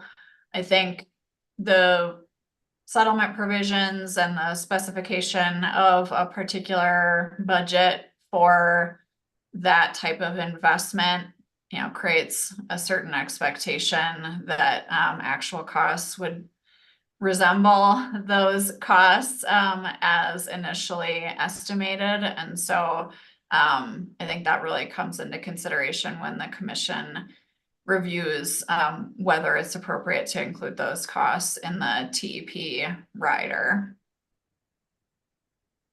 Okay. Let me get back. Would you envision tipping over the $30 million envisioned under provision 37 to be something that would be acknowledged in the 60-day notice process that you indicate, or no, so long as you didn't have an issue with the commercial programs budget? No, yeah, the answer to that would be no. We would not plan to make a 60-day notice filing for incurring costs that are different than the budget forecast. Okay. And then in the term 38, $30 million bucket, sorry, it's a little tortured that these are the same exact amount. In the term 38, $30 million, where no specific projects have been identified, is the intent that the 60-day notice process would be used to clarify what projects are happening in advance of those projects happening, or no? No, so provision 38.1 discusses an informational filing that the company would make, providing the same or substantially similar information as we've already provided for the other projects. So it's more of an informational filing approach to identify those projects in the first place. Okay. So the 60-day notice process would be used for something outside of what's already imagined for distribution system investment? Yeah, I think that's fairly accurate. The 60-day notice process would be used for I would say changes to the first $30 million bucket. The second $30 million bucket, the projects have not yet been identified. We would then identify them through an informational filing. There's not a specific articulated use of a 60-day notice process as a follow-on to make changes to those projects once they are identified through the informational filing. But I don't think the company would be opposed to using that once the projects are identified in the first place. And does the company have any concept as to when those specific provision 38 projects would be identified? There's not a specific timeline associated with it, although I'll say, this is a 3-year TEP, those 3 years ending in 2026. And so what we're talking about are projects that need to be identified and then constructed or, invested in that short period of time. And so I think the company would really need to identify them relatively quickly, but there's not a specific deadline. Okay. So in, let's see, I think this is Ms. Paoletti's rebuttal testimony, probably hearing exhibit 118. Apologies, I didn't write down the person, just 118. It states, without TEPA recovery, the company cannot commit to fund its no regrets investment on the timetable we're proposing to address these projects. So Mr. Riley and I covered that yesterday, noting that nothing in the DSP would preclude the company from making investments in time. So what, in your opinion, would be precluding the company from making these investments in a timely manner? So, if not given TEPA recovery.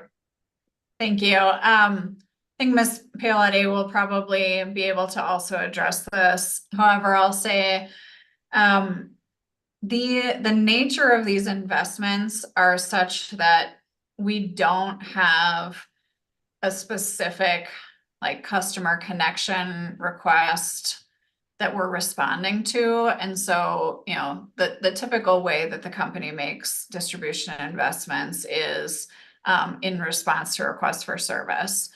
These projects are more of an aggregated basis of aggregated information, identifying areas where we anticipate those types of requests to come in. And so this is really a more proactive approach to identifying and then making those investments. So that's not sort of the normal course of business of how the company makes distribution investments. And so it does, in the company's opinion, require a different approach to cost recovery. Okay, the company also points to lead time for materials as a reason to approve distribution system investments here in this proceeding. If there are common materials needed for these types of upgrades, does the company make any efforts to procure those in advance to not have to deal with delays in material deliveries? I think I'll defer that question to Ms. Paoletti. Let me make a note here.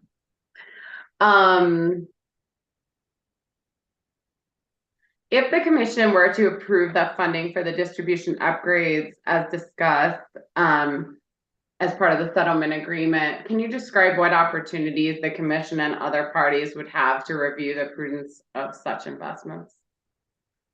Yes, and I think we talked about this a little bit, but really the prudence review is the TEP rider proceeding each year where the company is actually making the request to recover those costs from customers. Okay.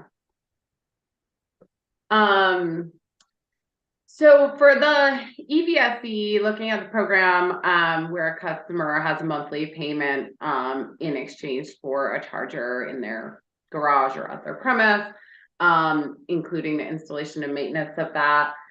Just mathematically, what percentage of the cost of the charger is projected to be covered by the monthly payments at the end of the 10-year term?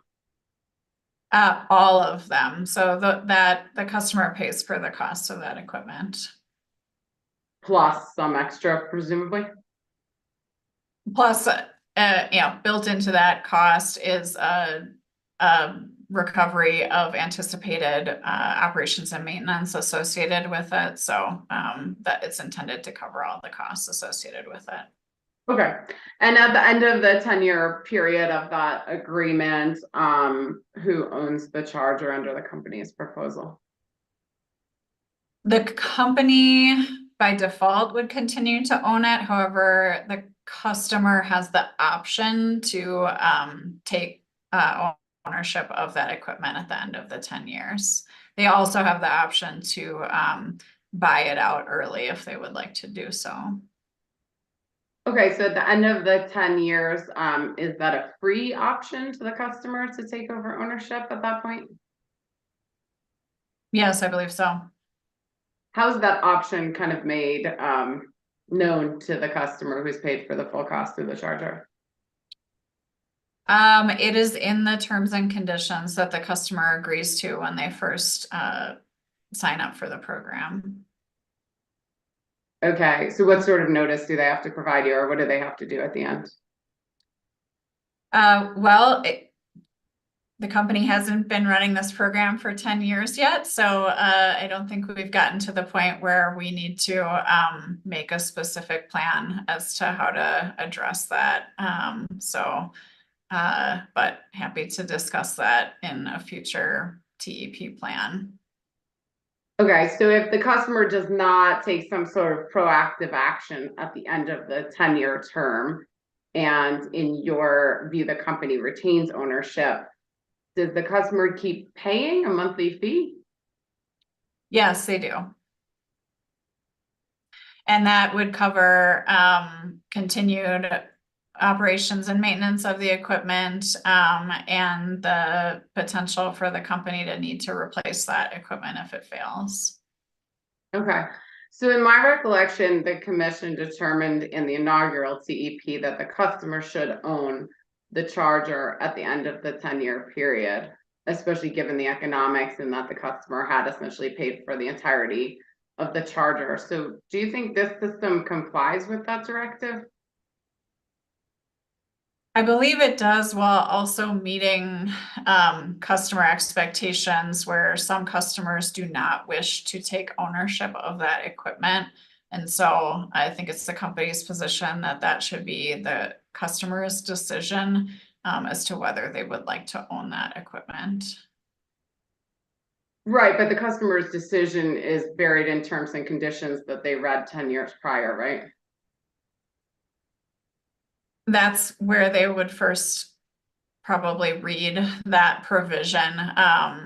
And as I said, we have not been operating this program for 10 years. So we've not gotten to the point at which any customer would be able to take ownership under that provision. Okay.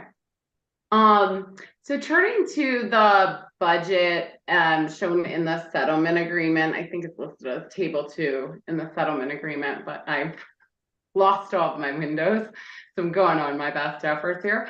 Plan administration is listed there, and each different area is broken into capital and O&M expenses for those.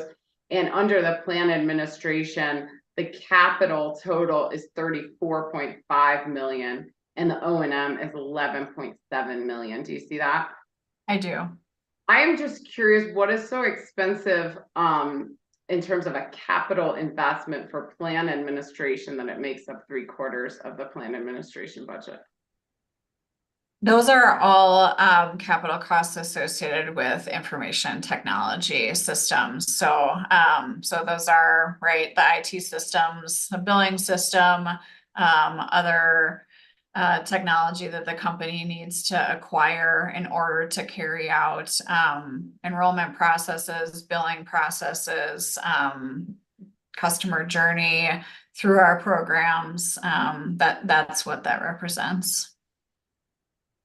Were any of those systems acquired to complete the first TEP and to start making rebates available and processing those sorts of things?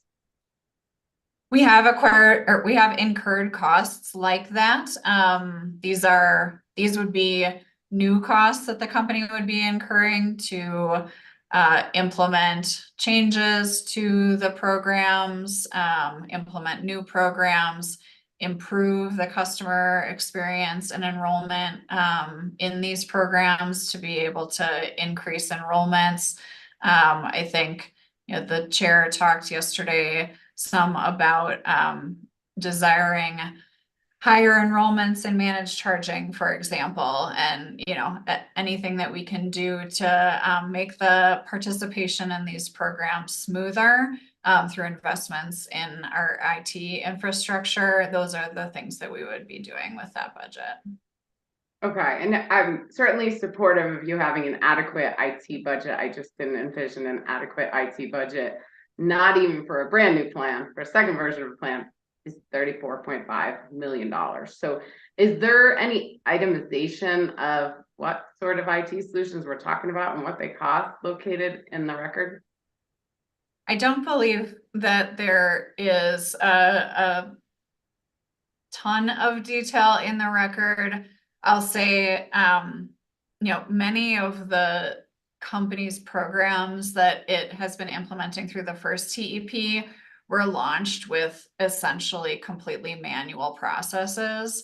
And so some of what you would see here is us continuing to improve, you know, as we get more participants in those programs, we can't continue to run them using manual processes and spreadsheets to keep track of things, right? We need to have like an information infrastructure that's supportive of high levels of customer participation. So appreciate the attention on the scope of it, but we do anticipate substantial, you know, not inconsequential costs associated with higher participation in these programs and really moving out of a manual approach to some of those programs.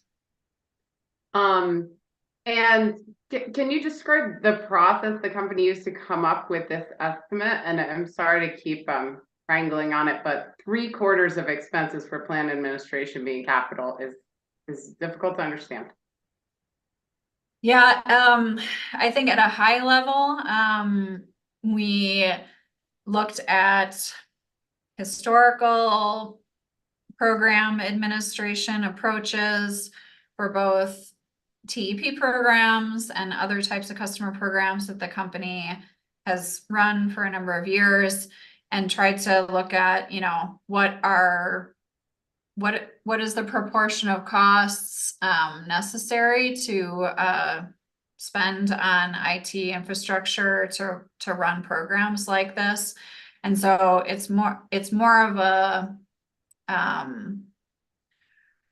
percentage of the overall total type of approach, where, you know, we're looking at, because we did it on a portfolio level, we're looking at all of the different programs that we've proposed, all of the modifications that we've proposed. We did not do a bottoms up estimate. You know, we did not go to our billing team and ask them to give us a cost estimate to make these specific changes to this program, knowing that, you know, this proceeding is likely to result in some modification, right, to the programs as we proposed them initially. And so I think in recognition of that, we used our best estimates of proportionately how much the company needs to invest in IT. But again, you know, the actual costs would be informed by detailed cost estimates based on the specific programs that the commission approves in this proceeding. Okay, and those haven't been conducted? They have not. Okay. Moving on to the PCAN public fast charging rebate. What's the average PCAN rebate that's anticipated under this program? I don't know if I can answer average. I would say we based the budget on some assumptions about how many participants would take the different levels of rebate, but I don't have an average for you. Okay. So you mentioned in your discussion with Ms. Dundas that spreading the PCAN rebate over time, some number of initial years, would be a balancing act in ensuring there's still interest in the program. So I was wondering, does the company have any specific feedback from potential users or charging companies about their interests and priorities in terms of design of the program? Not with regard to that specific feature that we were discussing, you know, the option for paying out over time. I don't have specific feedback on that point. Regardless of that point, do you have feedback from the potential users of that rebate about what their priorities in design and rebate levels would be in order to utilize it? Yes, I mean, the settlement includes a number of individual customers as well as EV charging companies that would potentially take advantage of that rebate program. And so their perspectives are reflected in the settlement as they supported the settlement. Okay. No, I don't think the settlement specifies as far as the 97% uptime requirement for the rebate recipients over what time frame that is anticipated to be viewed in terms of years. I don't recall a specific time period associated with it. I could double check the settlement, but if I'm not sure that there is a specific time period associated with it. Okay. We'll let Ms. Shields find it if it's in there. So, you know, I certainly hear your argument for the need to have an attractive rebate program to ensure that we have fast charging widely available. But would you agree with me that an unreliable network does little to advance the state's transportation electrification objectives? I do agree. I think an unreliable network is not nearly as helpful as a reliable network. So I think that it's a good goal to ensure that it is available. And when talking with Ms. Dundas, you suggested that a project developer, or I don't know what to call them, a charging owner, something, may decide that a rebate paid out over time, based on that uptime performance criteria, might lead those projects to forego the rebate. Do you recall that? I do. So I guess my question for you is that necessarily a bad thing? If a developer doesn't want to be on the hook to provide the uptime that is needed, and instead develops without money from the program, is that necessarily a really bad outcome here? So I think what would be missing in that instance is that to be eligible for the company's DCFC rebate, the project has to be located in either a disproportionately impacted community or a rural area. And so with that, we're trying to target particular parts of the company's service territory that have a greater need or might have more benefit from that program. And so, you know, if somebody chooses to develop a charging station and doesn't want to have anything to do with the company's program, they're going to locate it wherever they may feel like, which may not be in a disproportionately impacted community, may not be in a rural area. Okay, thanks for that clarification. Moving on to the clean vehicle purchase incentives, especially focused on the TNC driver one. So for the TNC driver rebate, are those rebates intended to go directly to the driver or go through some sort of purchasing program run by TNCs? Like what's the intended delivery of those rebates? Yeah, I think the rebate amount would go directly to the driver. I think that's your question. So the rebate amount would go to the driver. The TNC or DNC company would help us identify which drivers would be eligible as high mileage. And so, you know, there is some sort of information sharing and involvement from the TNC or DNC company, but the rebate itself would go to the driver. Okay, so you envision that there is some sort of a verification procedure that happens. I don't know if they're feeding you the people or if the people come to you and then you go verify through the network companies to verify that yes, they are a driver and yes, they meet the mileage requirements, I guess, in the year prior. Is that how you're envisioning it? Yeah, I'm not sure if you know, probably either of those scenarios would be a possibility. But in general, you know, it's the company's understanding that those platforms, you know, they obviously have information about what drivers are using their platforms. They have information about how many miles those drivers are driving. And so they're the ones who really are in a good position in the first instance to identify potentially eligible drivers that then we could reach out to, communicate with, you know, about eligibility for the rebate. Okay, thanks. Moving on, I have a question about charging perks for you. Maybe you can answer it, maybe you can't. Does the company propose or intend to coordinate the charging perks program with the company's DRMS system?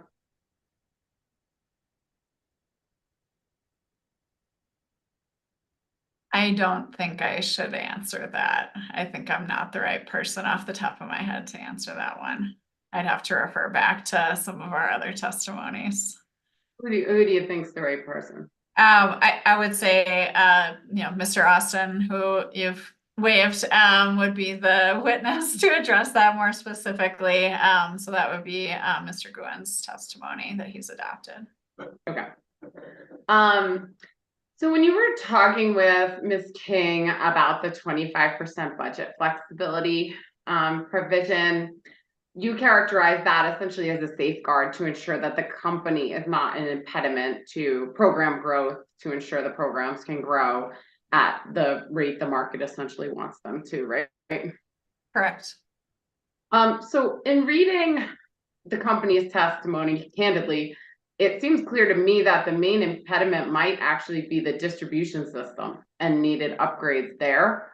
So your testimony indicates that well, I think Ms. Paoletti's testimony indicates that if the commission doesn't give special treatment to those incentives under this plan, then progress here might be in jeopardy in terms of achieving the objectives here. So since we have yet to see a distribution system plan that anticipates growth in the way we're now projecting here in this plan, I'm trying to figure out if you've got the cart before the horse here to just say, oh, of course you can go 25% bigger and keep on giving out rebates and keep on incentivizing behavior that we really have no way to understand at this point in time that the distribution system will be up to the challenge. So I don't know, can you comment on that for me? Whereas I see that that might be a much bigger impediment to just giving out more rebates once you hit 100% of the budget. I think that's a good point. You know, where we are today in this proceeding, and I think Mr. Eiley talked about sort of the timing of this proceeding and the timing of the company's next DSP, being such that, you know, we've identified a need for additional distribution system investments and have proposed, you know, a specific approach at this point in time to addressing some of that. I think the company's next DSP will be filed before the end of this TEP period. And so, you know, that is the more appropriate place to have that broader discussion, you know, and I think, you know, I've heard you talk about your desire for that. And I think that's entirely appropriate. That said, I guess I'm not as worried with, I'm not anticipating using all of the budget flexibility and spending the entire TEP budget, for example, in the first year of this TEP. I think as time goes on, right, we'll be reporting on how things are going. And I think then that provides an opportunity to identify whether the issues that you've talked about are becoming a problem or not, I would say. You know, whether do we look like we're on track to actually use that budget flexibility provision. You know, I think we'll report on those costs each year of the TEP here. And so, you know, in October of this year, we'll report on those costs. In October of 2025, we'll report on those costs. And so I think through that, you'll see whether, you know, we think we have a problem, I would say. Okay, and with regard to budget flexibility, not in total, but from kind of bucket to bucket, is that at the portfolio level or at the program level? It is at the portfolio level. Okay, got it. So, you know, one particular type of expense, let's say in the commercial portfolio, distribution system expenses could, under your interpretation, fulfill all $260 million of that portfolio before you actually technically have a problem. Actually, it could go above that because you get some money from other portfolios. I think that's highly unlikely. Because the company would. Well, I don't think there's any term as proposed by the company and as supported in the settlement that would specifically preclude that. However, the company would be offering at the same time its own EVSI program, the EVSI rebate program, and you know, the demand for those programs would be a natural limitation on, you know, the opportunity to spend money on other things within the commercial portfolio. Okay, understood. And so going back to the $260 million portfolio cost for commercial, what portion of that is dedicated to EVSI installation? Yeah.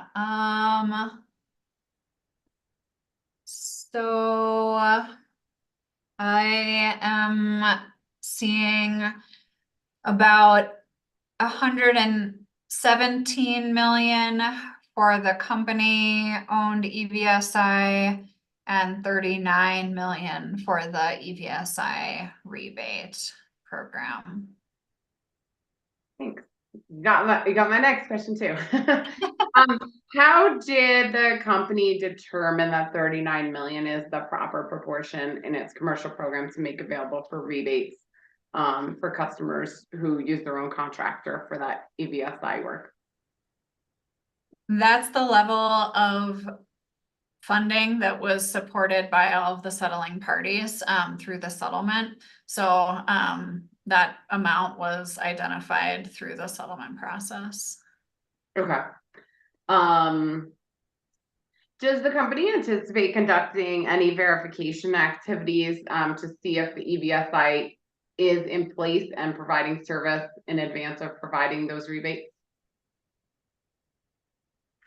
The company would require the applicant to provide information about the project, to substantiate it exists. But, I don't think we're planning to do field visits to verify their existence, for example.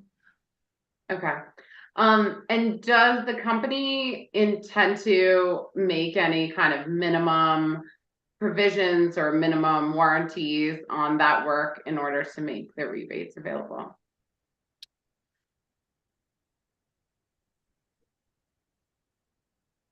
For the EVSI rebates, there wouldn't be specific operational requirements associated with it. Yeah, I mean, that's really for the customer and their EVSI contractor to address. Okay. And as we move forward with the EVSI program, if you find greater need in the rebate versus the company owned or vice versa, is that budget fungible between the two in terms of, will we be kind of restricting the amount that is available for rebates if you find more uptake than you're anticipating in that area? I think there is the potential for budget to move between the two. I think, my interpretation of the settlement provision of that 39 million for the rebate is, that settlement parties support that amount of budget for the rebate. We would make that budget available for rebate applicants to apply for. And so at that point, I think, once we start receiving applications, we would be able to gauge whether there was more interest than that in that rebate. Okay, thanks. Moving on to the battery backed or the BESS EVSE, whatever you want to call it, BESS, Harriet. What did the company use to gauge what you think the size of that market is and incentives for that specific program, especially for the residential market? So just for clarification, you're asking about the option for customers to have a battery through the EV Accelerate at Home residential program? Yeah, to have a battery paired with their EVSE. I believe that the eligibility for that is limited. I think I would refer to the plan document. I don't have the exhibit number, but it was an exhibit to company witness Seth's direct testimony. I think we discussed sort of the terms on which folks would be able to participate in that. I believe it's part of the vehicle to home type of option that customers might want to participate in with a bidirectional meter. And so it's a long-winded way of saying, I think it's a fairly niche market that would be associated with that. It's not something that we're currently anticipating a lot of customers expressing interest in. Okay, and then looking at kind of the main purpose of VR being transportation, electrification, we also have res proceedings. I'm kind of struggling with why is this the right place to propose the battery program rather than like in a res proceeding? I wouldn't characterize it as a battery program. I think it's an option for customers who want to have a battery backup for their EV charging. And so sort of in thinking about supporting EV charging, and meeting customers' needs for EV charging, that's how we were thinking about it here. Okay. Is the company aware of any demonstration projects at other utilities doing a similar program?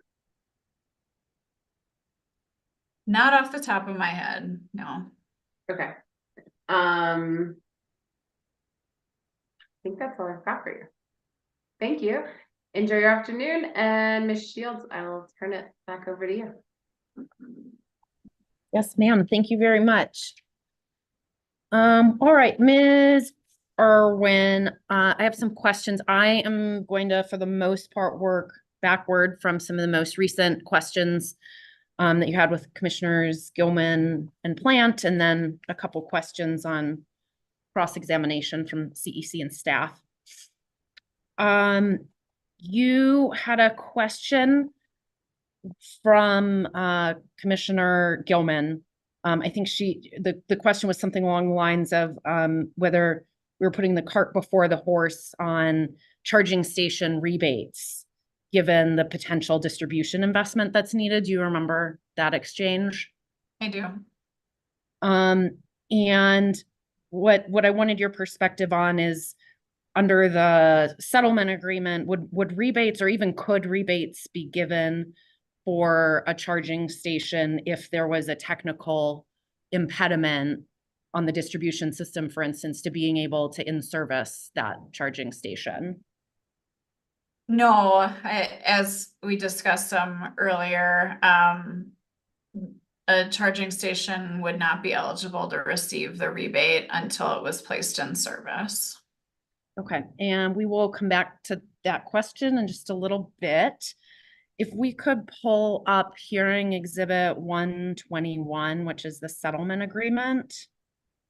Commissioner Gilman asked a couple questions about, or a question about the time frame under which the 97% uptime requirement is calculated. Do you recall that question? I do. Okay. If we could scroll to paragraph 25, which I believe is on page 12. And if you and glance over paragraphs 25, 25.1, and the associated footnote, and was hoping perhaps this refreshes your recollection, and you might be able to answer her question. Thank you. And maybe could we scroll down to the footnote for a second too? Okay, thank you. So I think that maybe a clarification that I would make is, the rebate recipient would be providing semi-annually this information on a per port basis. And in general, the approach as discussed here in the settlement agreement is to be consistent with the uptime requirements of the National Electric Vehicle Infrastructure Program, which is the NEVI program. So there is a reference here to some fairly detailed requirements in the Code of Federal Rules. If that's what CFR stands for, I can't remember, but that, those program requirements are actually outlined in a lot of detail for the NEVI program. And so the settlement requires being consistent with that. And then also on uptime, you received quite a few questions from a handful of parties on the 97% uptime. And taking into account these provisions in front of you, could you provide just a little more context on the type of data collection and reporting that the company is going to do on uptime and how that might influence actions going forward or future plans? Yeah, so I just want to review this provision for a second. So the last part here of 25.1 talks about CEO providing uptime information in an aggregated or anonymized format. And I think, that the exact format of that is yet to be identified, but could also be refined over time. So, I think we'll all be learning as we go here in terms of what information is most useful and what the format is that we can report on it. I think the settlement also, in the latter part of it, discusses the ways in which we would report this information in our annual report. So I'm not sure if that answered your question, though. Sure. And I guess I just want to understand the amount of data that the company currently has versus what you would expect the company to have at the conclusion of this plan, so that it might be able to modify or adapt its uptime requirement. Thank you. So, at this point, the company does not have information about chargers that it doesn't own. And so, to the extent that there are chargers out in the world that are operating, company doesn't have access to that information about, what type of uptime is occurring in its own service territory, for example. I think we've put in the record some information from, other sources or national sources. But, really at this point, we're operating without a lot of information about what is occurring on the ground in specifics. And so I think this approach will provide us an opportunity to gather the information that will be useful for informing any, implementation considerations for this program. Thank you. If we could pull up here from the company's box.com account, hearing exhibit, I believe that it's been pre-marked as 125. And while we're pulling that up, do you recall Commissioner Plant, he asked you a series of questions about costs, O&M costs, and specifically about kind of in relation to the company's spend during the last plan. Do you recall that exchange? I do. Okay. And do you recall in responding to that, you talked about essentially maybe the rate of spend over the course of the past plan? Do you recall that? I do. Okay. So here in front of you, I have a document. It has been pre-marked is hearing exhibit 125. Have you seen this document before? Does this look familiar? I have, yes. And was this prepared by you or at your direction? It was. And could you provide just kind of a very brief summary of what's contained in this document? Yes.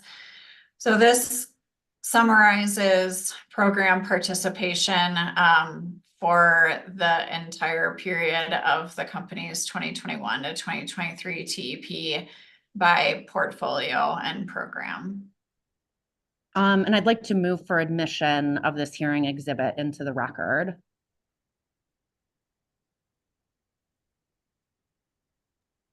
Forgot about my new role there. Sorry about that. Is there any objection? Hearing none, so admitted. Thank you. All right. And Ms. Irwin, getting into just a little bit more detail, I see participants from August 1, 2023 column, participants from as of January 2024 column. Could you provide a little bit more information on the time frame of the data that this document is intended to show? Yes. So as we've discussed some so far over the last couple of days, the information that has been available in the proceeding to date is reflective of the company's October 1st, 2023 semi-annual report, which included participation information as of August 1st. And so this summarizes briefly repeats that information in that participants as of August 1st column, and then also provides updated information through the end of 2023. So for the latter part of 2023.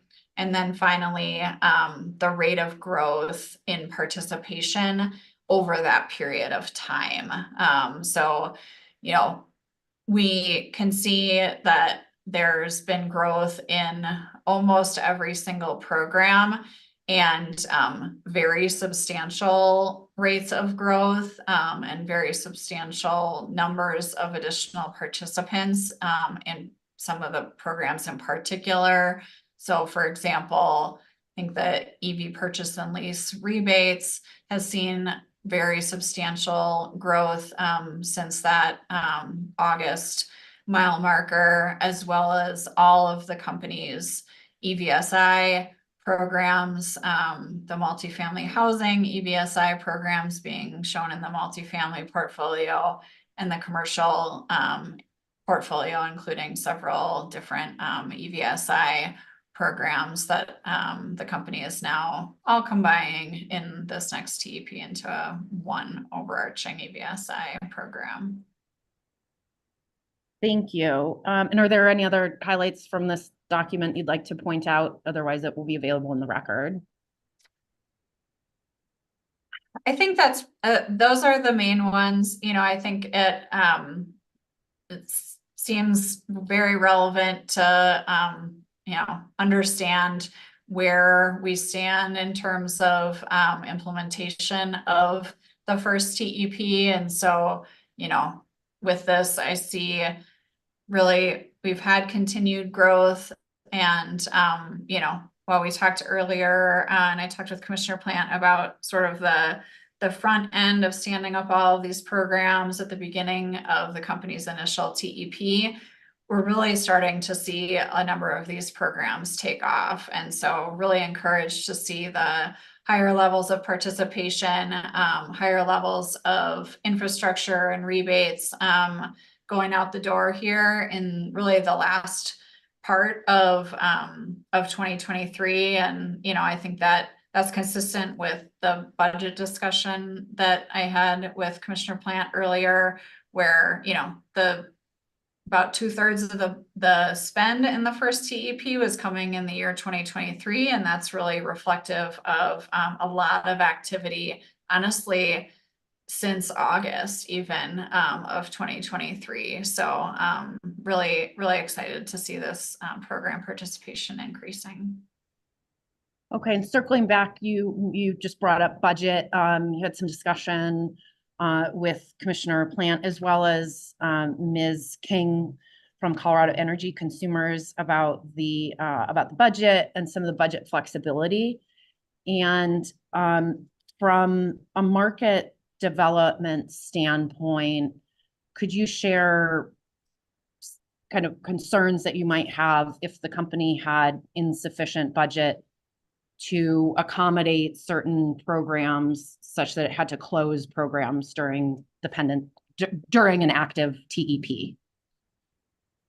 Yeah, you know, I think, you know, I think it's fairly well understood that providing certainty to market participants, to customers is really important, you know, certainty about the availability of a program and that continuing.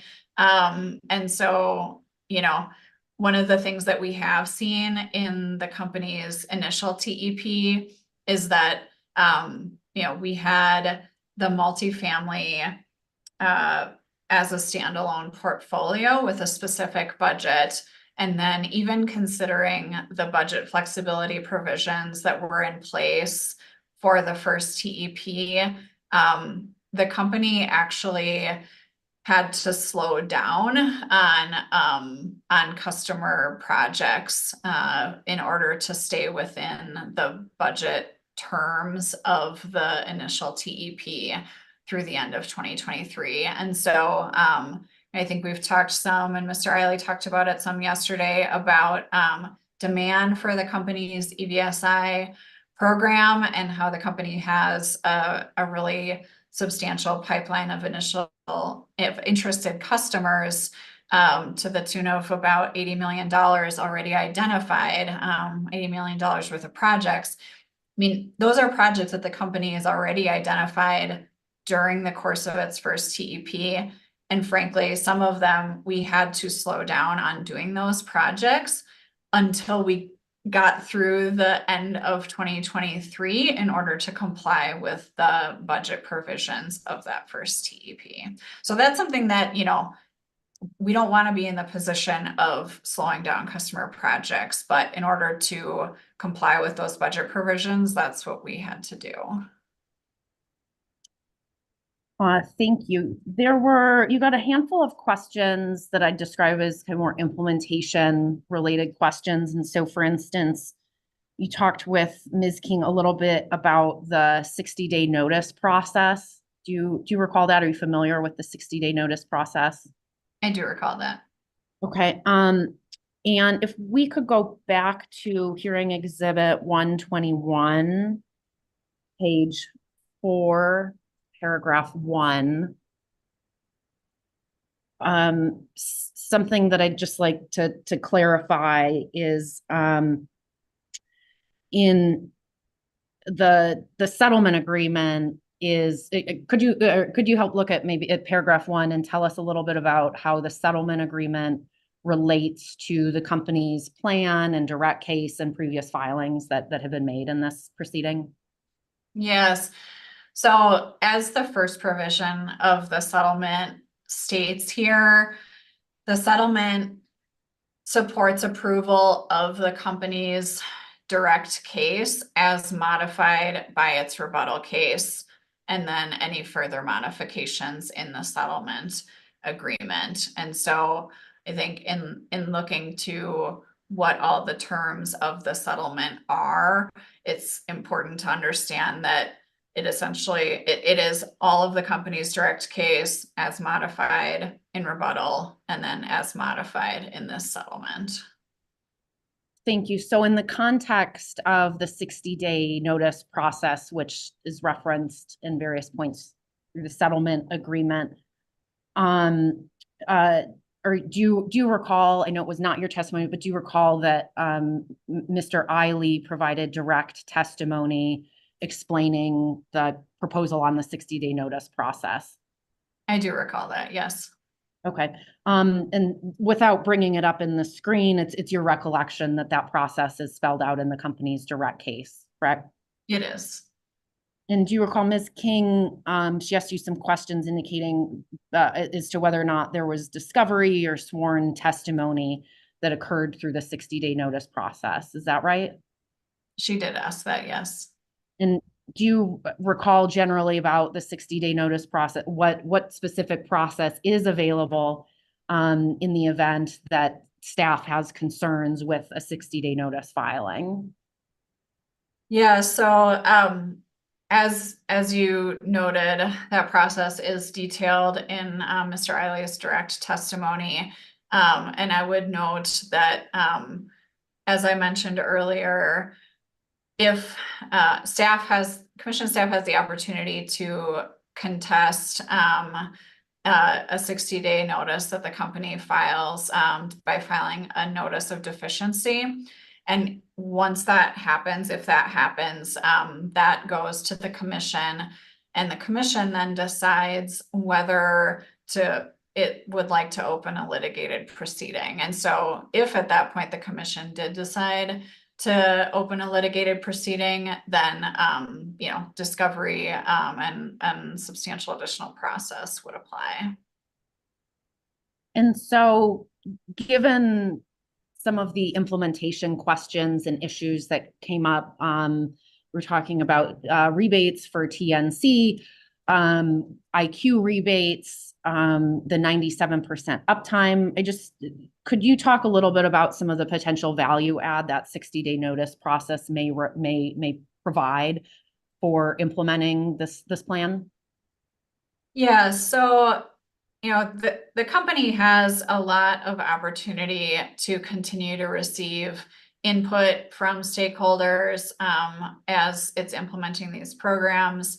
we will be conducting our regular quarterly stakeholder meetings. We will be conducting third-party evaluations of these programs, to the extent that issues are identified with program implementation through any of those or a variety of other communications venues that stakeholders may have. The company would then, look to address issues that seem to rise to the level of needing a program modification by making a 60-day notice filing. And, the specific modifications that the company would propose would then, again, have an opportunity for stakeholder feedback on that 60-day notice, have the opportunity for staff to evaluate whether they feel that the company has adequately addressed stakeholder comments and concerns, if any, about those modifications. And again, if staff is concerned to the point of filing a notice of deficiency, then the commission would have an opportunity to review that and initiate additional process. So I think, in total, that provides a really robust opportunity for dialogue and continued evaluation of any potential modifications to the TEP programs.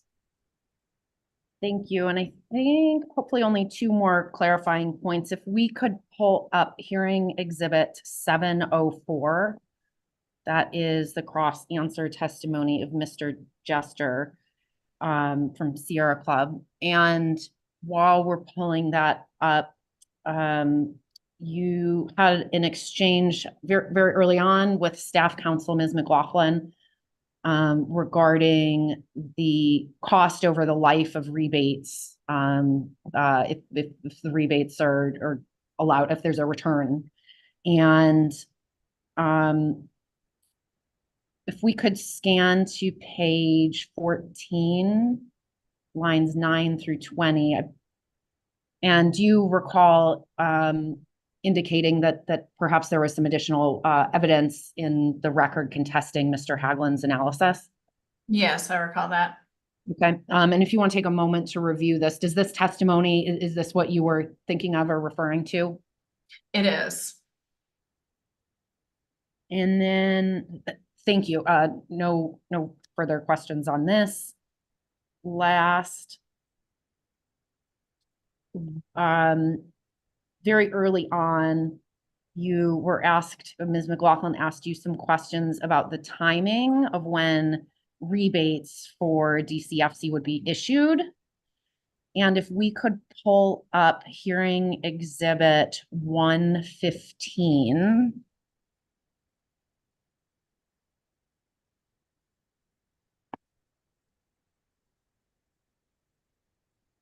Perfect. And if we could scroll to page 18. And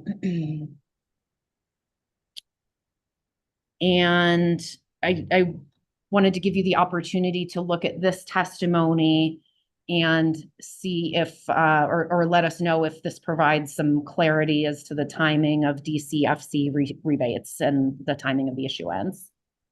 Thank you.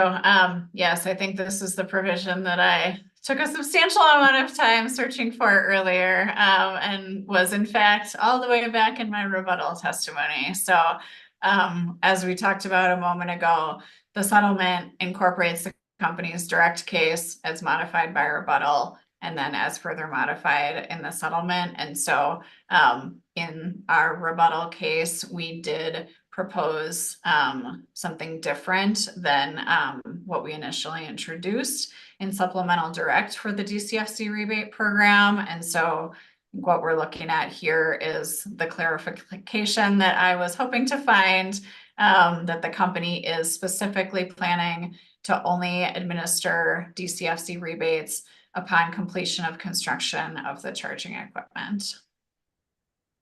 Thank you. And would you expect that that upfront rebates will enhance or improve a developer's ability to finance these types of projects and bring them to market more quickly? I do. I think like we talked about some earlier, this is, this is trying to address an upfront cost barrier. And so, making the payment relatively upfront is important to actually address that barrier. Thank you. I have no further questions. Excellent. Thank you, Ms. Shields. And Ms. Irwin, you may be excused. Mr. Foote, go ahead. Thank you, Commissioner. I do not have any objection to hearing Exhibit 125, which was just brought up by the company from the company's box.com, but I was hoping I could ask hopefully a very quick clarification question about some of the data that's on that exhibit, since it's the first time that we've seen it and now it's been introduced. You intend to ask that to Ms. Shields? Miss Irwin. Let me see. What was the exhibit? Just remind me again. Hearing Exhibit 125. Can you pull that up, Ms. Federico? And maybe Ms. Dundas maybe can help me out on this one.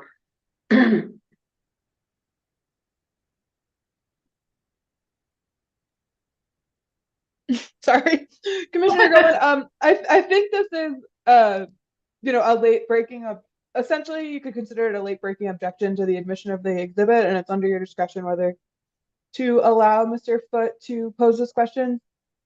It may be helpful to get an understanding of the line of questioning Mr. Foote seeks.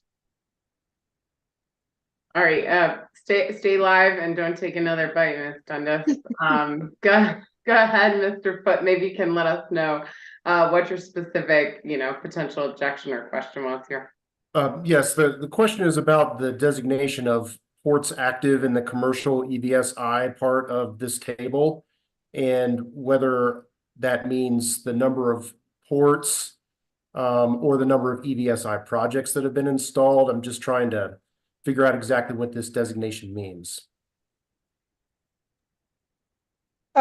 Commissioner Gilman, it might be appropriate to give Ms. Shields a chance to respond to that, but I would say, at least my understanding is that would go for clarification and not interrogation.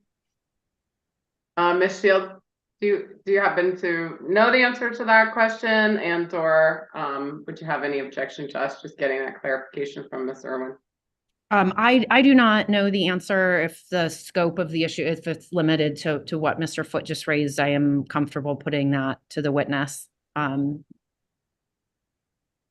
Ms. Irwin, I suspect you have not gone far.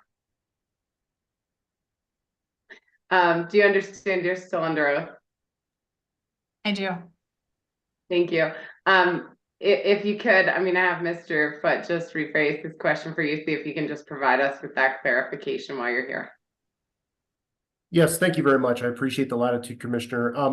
So Ms. Irwin, obviously there's an EVSI project. One EVSI project could lead to the installation of a charging station that has one port or multiple ports. So I'm wondering, with this table you've put together, for example, on the part that says fleet EVSI, you refer to in August of 2023, 13 ports active, and then by January of 24, 20 ports active.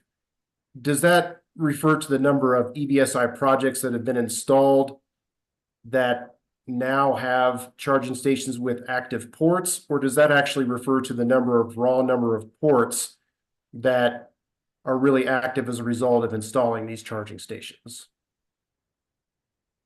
I believe it's what it says, which is the number of ports that are active. So I would maybe point you to the distinction. The way that the company has counted participants is spelled out in more detail in its semi-annual reports. So for example, you could refer to the October 1st, 2023 semi-annual report for a more thorough explanation, but we would be using the same approach, which I believe is specifically with regard to the number of ports. Okay. thank you. I appreciate that. Okay, Ms. Shields, are you, do you need anything more with Ms. Irwin? No, happy to excuse her. Okay, Ms. Irwin, you are re-excused. Thank you for making yourself available to answer that question. Appreciate it. Thank you. Okay. Next up, we have Ms. Seth from the company. Thank you. And I'm handing it over to my colleague. Excellent. Okay. Ms. Seth, can you please raise your right hand? Do you swear to tell the truth, the whole truth, and nothing but the truth? I do. Okay, and are you alone and not communicating with anyone currently? I am. Okay, if that situation changes during your testimony, will you please stop and let me know immediately? Yep, I will. Excellent. Go ahead, Ms. Caliendo. Thank you, Commissioner Gilman. Good afternoon, Ms. Seth. Could you please state and spell your name for the record? Yes, it's Humaseth, Humaseth. And by whom are you employed and in what capacity? I'm employed by Excel Energy as the Director of Clean Transportation. And are you the same Humaseth who filed direct testimony in the record as hearing exhibit 103 and rebuttal testimony in the record as hearing exhibit 114? I am. And if I asked you those same questions today, would your answers be the same? Yes. All right, thank you. The witness is available for cross-examination. Excellent, thank you, Ms. Caliendo. And I have up IEC RMA for 45 minutes. Okay, thank you very much, Commissioner, and good afternoon, Ms. Seth. Good afternoon.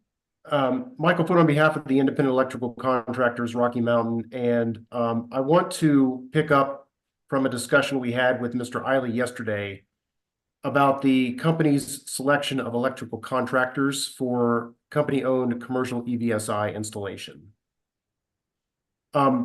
First, just to confirm, you're familiar with the answer testimony of IEC RMA witnesses, correct? I believe so. Yeah. I don't know how familiar I am. I don't remember it exactly, but I am familiar with it. We pulled it up with Mr. Eiley's testimony. Okay, so you've read through it, or you've read through those exhibits at some point? I believe so. All right, so I spoke with Mr. Eiley yesterday about the proposed settlement agreement accounting for $162 million total in commercial EVSI projects between now and 2026. Does that sound right to you? Sorry, what was the number? 162 million total in commercial EVSI projects between now and 2026. Right, yeah, that's the budget. Okay. And the proposed rebates within that 162 million total under the settlement would be 39 million total, correct? That's right. So the rebates would make up about a quarter of the entire commercial EVSI installation budget. Right. Okay. So it would then make sense that the rest of the budget, which is roughly $123 million, would be company-owned EVSI, right? Trying to do math on the stand, but yeah, I agree. Okay. And all of the EVSI budget, I should say all of the commercial EVSI budget, whether it's company-owned or rebate, is capitalized, correct? That's right. And just to confirm with you, it's your understanding with company-owned EVSI, it comes with a requirement that only company-approved contractors install it, correct? That's right. So is it fair to say with demand for commercial EVSI installation going up dramatically over the next 2 years and the company owning 3/4 of that new EVSI, the company's going to need a lot of electricians to install a lot of that new EVSI? Yes, we'll need electricians to meet the demand of EVSI. And in fact, you're in the middle of RFP process to hopefully procure some new electrical contractors. That's right. And because up until now, you've used only one contractor to install all the company's commercial EVSI projects, right? That's not correct. So in our testimony or in discovery, we released 3 different vendors that we're working with on the EVSI for Colorado. Okay. So some of those, though, you've been working with do not involve actually installing the EVSI, right? So we contract for installation of EVSI, design of EVSI, and then there's also the vendors that we have for design of line extension and construction of line extension. So those are the 4 areas that we usually contract out for. Right. And I was asking about just the installation of the EVSI. Just the installation of, I believe we released 3 vendors that we're working on for the installation of EVSI. Okay, could we pull up hearing exhibit 1602, attachment DS2, please? That's David Scott's answer testimony.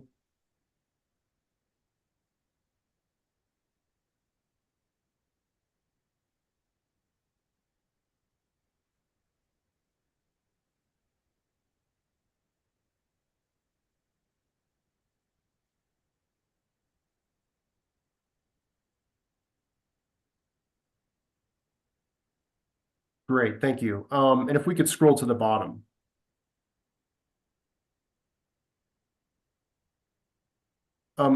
Ms. Seth, you signed on to this response to discovery that's already in evidence under hearing exhibit 1602, attachment DS2, correct? That's right. And if I could draw your attention to subsection D.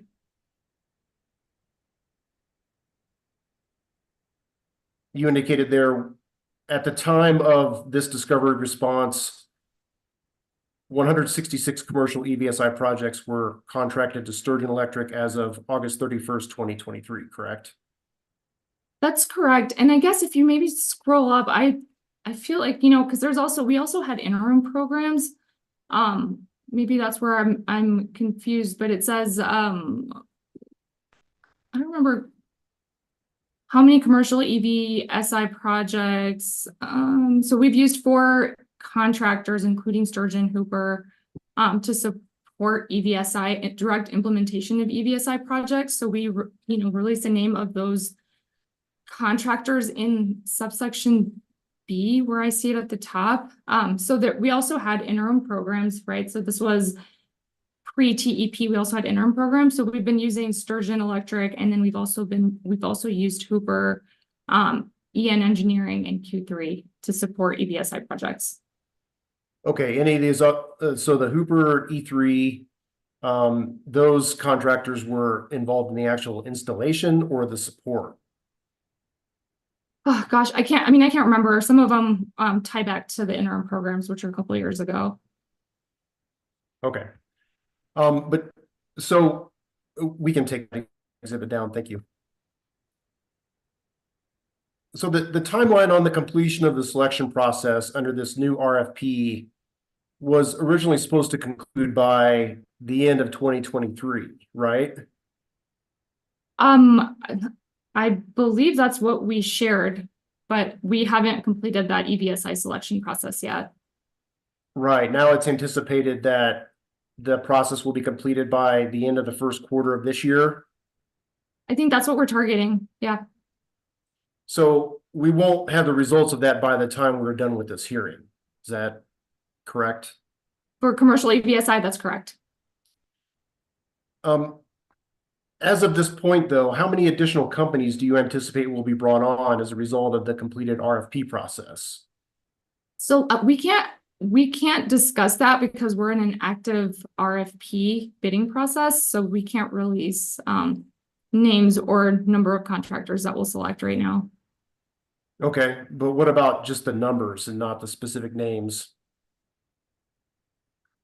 I'm not sure if we can release that during the middle of a competitive RFP.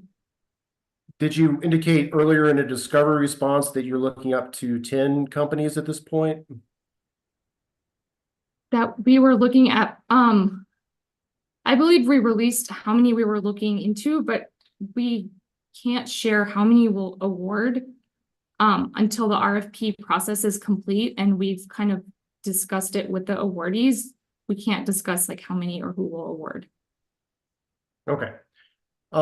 So yesterday we heard Mr. Eiley was not aware of any analysis that the company conducted related to how many electricians are actually necessary to fulfill the increased need for commercial EVSI installation. Are you aware of any such analysis? I am not, and you know, so far we haven't really, you know, like based on like my experience with implementation, we haven't really experienced any shortages with our current programs, and we don't really anticipate it with the amount that we're bringing on with this next TEP. So we haven't done that analysis. Okay, you're not anticipating any shortage, even though the demand is going up over 200% in just 2 years? Not with our current programs, no. So it sounds like you just don't know as you sit here today whether the number of new electrical contractors you'll be bringing on will be actually sufficient to satisfy the demand without causing delays. I think, you know, based on our experience with the current TEP, we haven't experienced any delays tied to like shortages in contractors, and we're appropriately bringing on the right amount, we believe, to meet the scope that we have for this next TEP. So we're not anticipating any delays tied to shortages. We're trying to bring on an appropriate amount of contractors to serve the number of projects that we've proposed. So could we now pull up hearing exhibit 114, please? You said 114, right? Correct, 114.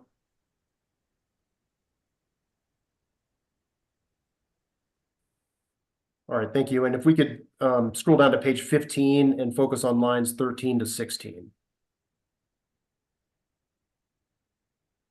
And Ms. Seth, first of all, this is your rebuttal testimony, is that right? It looks like it, yes. Okay. And so if you could take a look at lines 13 through 16 for just a second. Okay. And those lines, you indicated that the company is conducting the RFP in a manner that ensures vendors are selected through a fair, competitive, and non-discriminatory process, correct? Yes, that's what it says. Now, the company's new RFP process will automatically exclude consideration of all contractors who are not an IBEW signatory, correct? You know, I mean, I think Mr. Eiley spoke to kind of the labor language. You know, when we're conducting the RFP, we're just following what the company's policy is. So I think the questions that you asked Mr. Eiley were probably more appropriate for him. Okay. So yesterday, Mr. Eiley did confirm that the company plans on not using any contractors other than those that are IBEW signatories. Do you have any reason to disagree with that? No. But the RFP itself, it doesn't actually say that, does it? I don't recall what the RFP explicitly says about labor. Okay. But those non-IBEW signatories are excluded from consideration regardless of those contractors' quoted price or experience, safety record, those kinds of factors, right?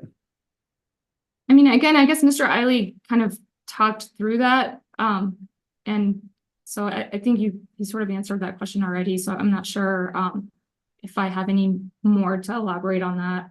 Okay, so I guess what you're saying is you're confirming that statement? Sorry, confirming what's the statement? That non-IBEW signatories are excluded regardless of those contractors' quoted price or experience or safety record? Yeah, I believe so. Based on Mr. Riley's testimony, IBEW are not included.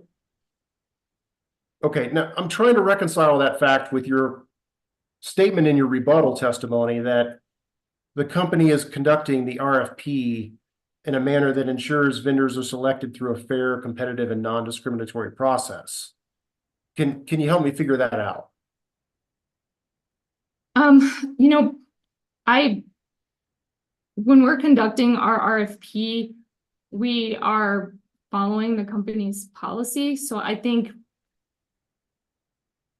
the reasons behind how we use the labor or how we procure it is probably best, again, addressed by Mr. Eiley. We're just following the company policy and ensuring that we select the vendors that are consistent with what the company has in its policy. Okay, so we're going to continue on hearing Exhibit 114, but turn to page 18 if we can.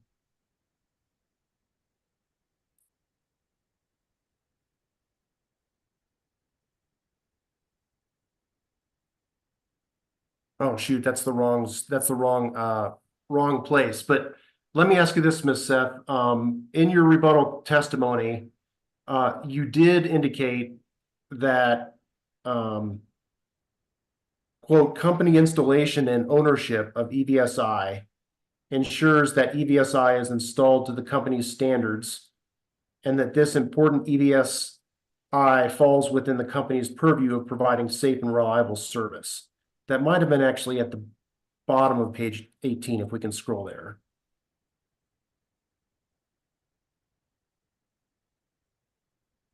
Right, so starting on line 12 and then going to the next page, that's where I quoted that from. Okay. So what you're saying here is that company-owned EVSI means the company can insure those things, right? Just paraphrasing it. Right, yeah, when we're owning the EVSI, we have more oversight over the projects, so yes. So couldn't the company insure those same things with the rebate program though? Could we insure it? No, because with the rebate program, we have no oversight over the contractor or the project. Well, you would have terms and conditions that you can require of a particular contractor, correct? It's hard to enforce a certain standard when you are not owning and operating the project, right? You can have maybe some language around standards that we have, but in order to actually implement those standards, they have to be your contractors in your project. It's really hard to do that with a rebate. You can set standards, right? But actually enforcing them and having that ownership and control is harder when it's not a project that you own.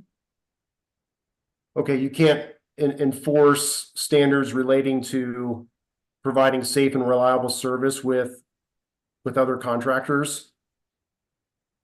It's hard to ensure safety and reliability when it's your project. You're responsible for that safety and reliableness. It's your contractor. If things are not going as planned, you can stop it before it progresses. There's a lot more control over a project that you yourself are delivering. Well, the company's able to do that with its other rebate programs, isn't it? What do you mean? Well, doesn't the company have other rebate programs where they're able to ensure that the installation is done in a safe and reliable manner? Do you have an example of what specifically you're referring to? What rebate? No, I don't have a specific example, but I mean, can you think of any other rebate programs where that would apply? I can't think of other rebate programs where we would be able to provide assurance over safe and reliable operations of the contractor that's delivering it. Okay, and in this case, the labor standards for commercial EVSI installation whether it be company owned or not company owned, are laid out within statute, right? Pursuant to Senate Bill 19-077. I'm sorry, could you repeat your question, please? Doesn't the statute already indicate the labor standards for those contractors that would install commercial EVSI? I'm not that familiar with the statute. I think that's more Mr. Eiley's territory. Okay. Let's switch focus here to customer satisfaction survey conducted by the company related to commercial EVSI installation. You generally speak about customer satisfaction with company-owned EVSI in your rebuttal testimony. Do you recall that? I do. All right, and since we've got hearing exhibit 114 up already, can we just scroll to page 17? And drawing your attention to lines 5 through 8, that's an example of where you talk about the customer satisfaction. Mm-hmm. And you mentioned results from a customer satisfaction survey, again, on hearing exhibit 114, page 18. We can go to that and specifically focus on table HS-R-1. Do you recognize that? I do. So you're familiar with this customer satisfaction survey? I am. And you indicated the results of that survey show, quote, high customer satisfaction with the company's current EVSI solutions, correct? Correct. But customers haven't really had much of a choice other than having the company contractors install company-owned EVSI up to this point, have they? I guess, what do you mean? Are you referring to this specific survey not including non-company projects? I don't know if I'm following the question. I'm sorry, I'll try to rephrase. What I'm getting at here is, up to this point, potential customers who want commercial EVSI to be installed, they don't really have a choice other than company-owned EVSI. That's not correct. So the company-owned EVSI is an optional program. A customer could always just do it themselves too. They could own it, and they could install charging infrastructure outside of our EVSI program. Okay, so the company, like the customer, they could install it themselves, but that's going to cost them, right? I mean, they have to pay for that themselves. To pay to install charging infrastructure, that's right. Correct. Okay. Whereas with the company-owned EVSI, that comes at no cost to the customer. The EVSI itself comes at no cost to the customer, but the customer still has a stake in this program because they still pay their portion of the line extension cost. Okay. But they would have to pay that line extension cost anyway if they were installing it without the company-owned EVSI, correct? It depends on the project. Each project is different, so it really depends on the size of the project and then the available both physical capacity and electrical capacity for that customer. So it really depends. Each project is so specific to the customer that for some customers, they may not require a line extension. Other customers may require bigger upgrades. So it really depends on the project and the customer. So I wouldn't say that's true for all customers. Okay, well, actually, we can take this exhibit down. Thank you. Sorry, I was kind of not on that, but so everything's different, but in general, for example, if the company, or I'm sorry, a customer goes with company-owned EVSI, that means that maintenance also comes at no cost to that customer, right? So you're asking for company-owned EVSI, does that include O&M? Yes. Cost?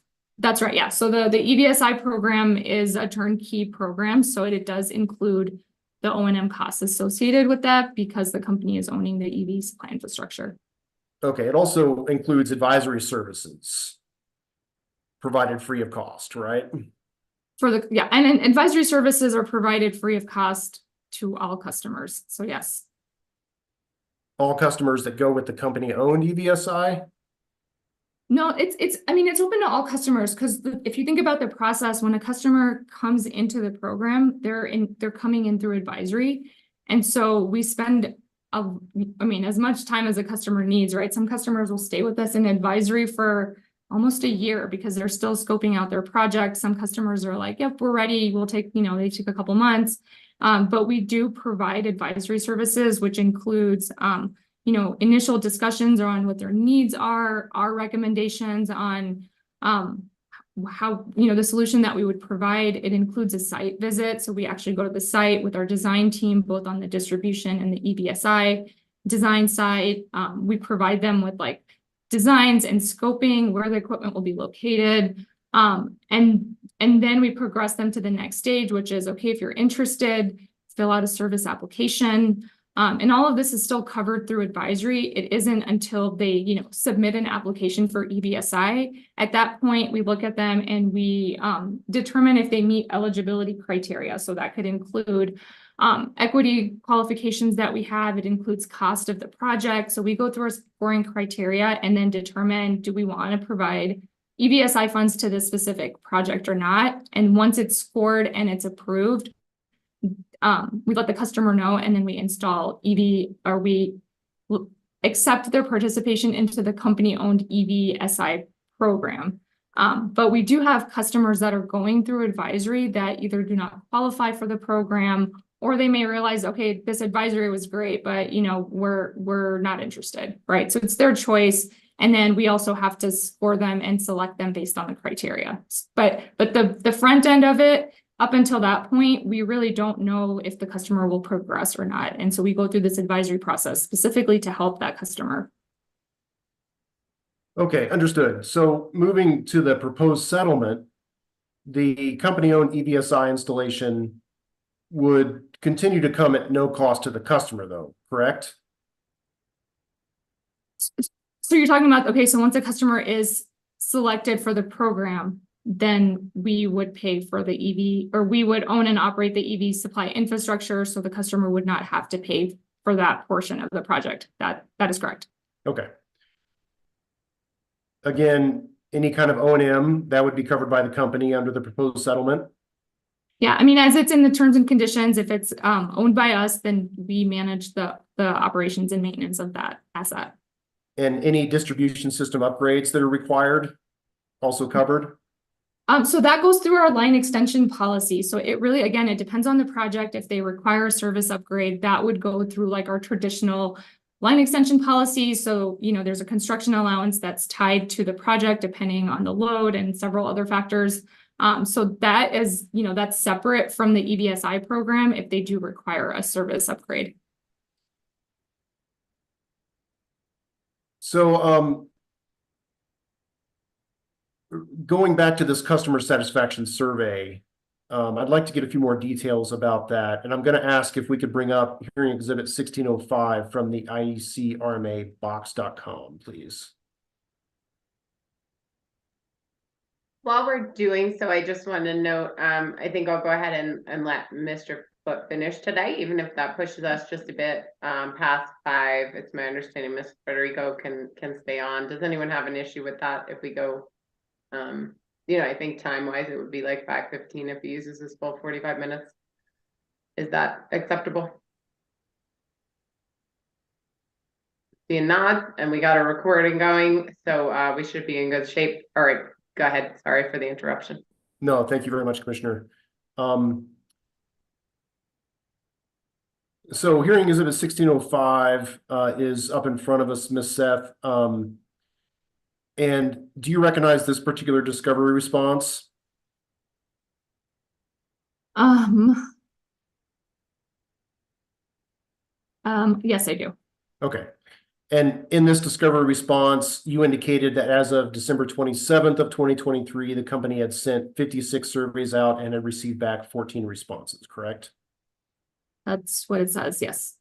Commissioner, I move to admit hearing exhibit 1605. Any objection, Ms. Caliendo? No objection. Okay, so admitted. All right, thank you. And Ms. Seth, this was out of how many EBSI projects have been completed by that date? Do you know? I don't know. I can't recall right now. Does the number 82 sound correct to you, subject to check? So I'm trying to figure out what the as of date is here. I mean, I guess I can trust you on that 82 you said. Okay. So again, subject to check. Hold. It says 56 surveys have been sent. So I would assume that we send surveys to the projects that we completed. So maybe we stick to the 56. Okay. Could we pull up here in Exhibit 1501 GCW-11, please?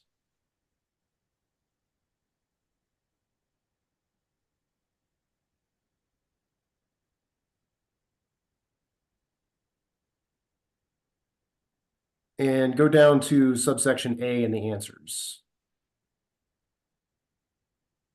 Actually, if we can scroll down to the bottom first, I apologize.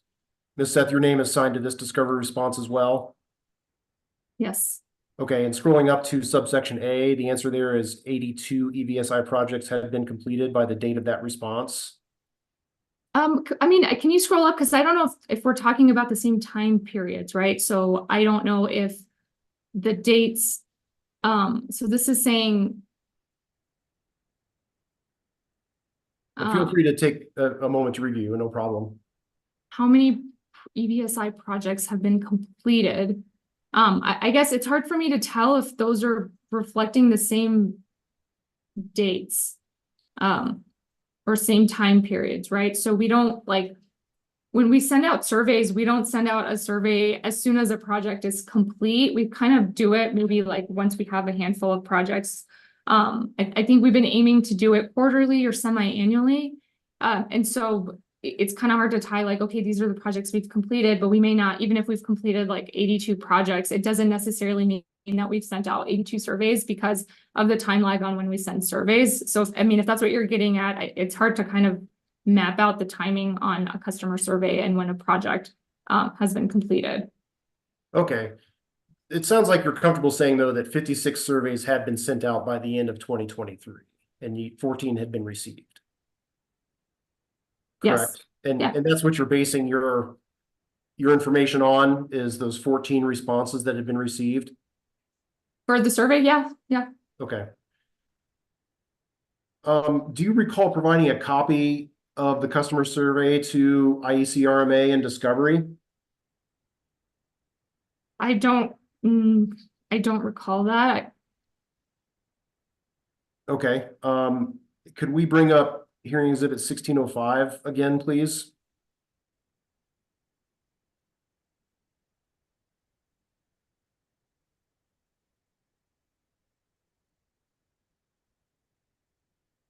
And if I could draw your attention to subsection B of this discovery response. Does it indicate that you had provided a copy of the customer survey as an attachment to the discovery response? Okay, yeah, then I guess we did. Would you recognize it if you saw it today? Are you gonna pull it up? Let's go ahead and pull it up. Hearing exhibit 1606. That's in the IEC-RMA-box.com.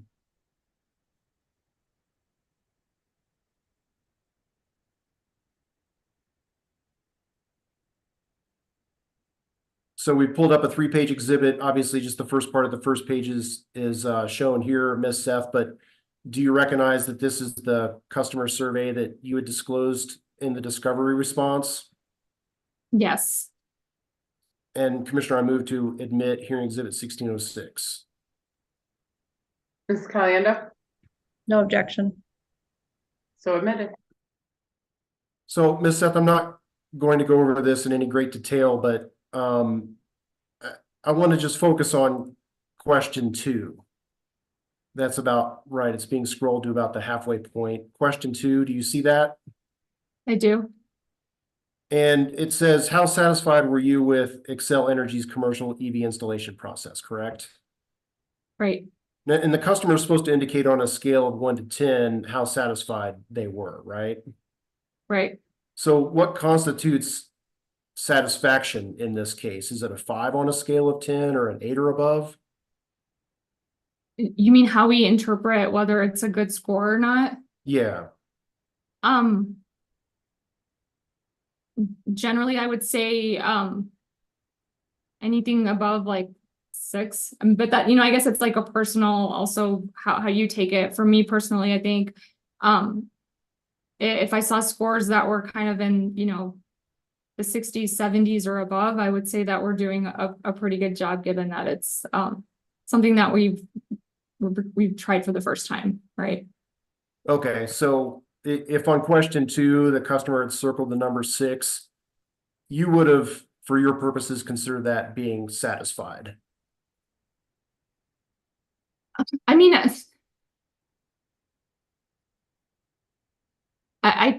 so I guess let me maybe elaborate. So when we do get responses to surveys, just because if we average like 6s across, that doesn't mean that we're satisfied with how we're rolling out the programs. We're kind of on this like continuous improvement path. So if we saw 1s and 2s, that would be a reason to investigate right away. If we saw 5s and 6s, it's like, okay, yeah, I think we're on the right track, but we could definitely improve. So it's kind of an indicator for us on like if we saw 10s all around, which we don't expect, right? Because we're still new at this. It's still a nascent market. And so if we saw maybe 10s all around, we might be a little suspicious as to why it's that high. But if we're starting to see like 6s and 7s, it shows that we're on the right path. And we definitely want to improve, right? Like we want to see these numbers increasing over time. And so, but to me, like a 6 or a 5 is like, okay, it's a step in the right direction. Okay, I understand all of that. I'm just trying to figure out, when you put down in that table that we referred to earlier, HS-R-1, that there's an 84% overall customer satisfaction rate. That, it sounds like that translates into, on question 2, 84% of the customers circling a 6, 7, 8, 9, or 10. Right? I mean, I don't know about the math. I think, one thing I'll elaborate on is, while we administer the surveys kind of like,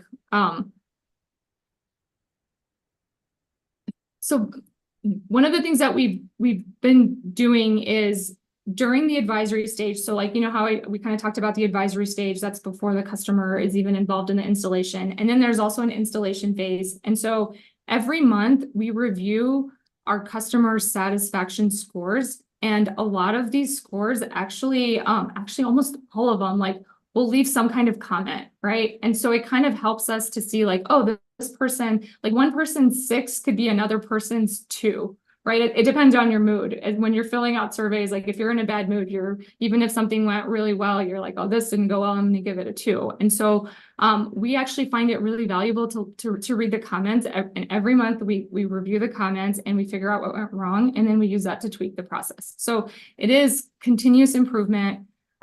84% scores overall. Yeah, I would deem that to be pretty successful at the stage we're in right now. Okay, so I guess trying to maybe follow up a little bit on that last answer, someone could, depending on the circumstances in question 2, circle the number 2, and that still would be counted towards overall satisfaction. I mean, if it was a 2 and it showed up in our scores, it would drive our scores down, right? And so then it would be like, wait a minute, we're at 20% satisfaction. To us, that's not good. Let's figure out what's going wrong and fix it. And even if we're at a 6, we're still trying to figure out why we weren't higher. Okay.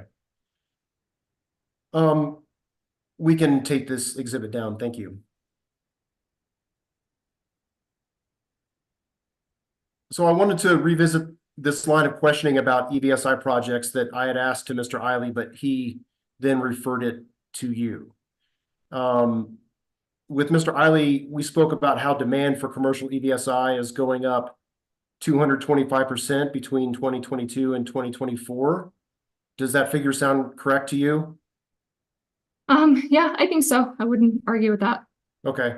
And also in the same vein, in dollars, that's roughly $40 million in 2024 to over $100 million in 2026. Does that also sound right to you? That sounds right. So can you translate that into raw numbers of EVSI project installation? In other words, how many EVSI projects will that $100 million figure translate into by 2026?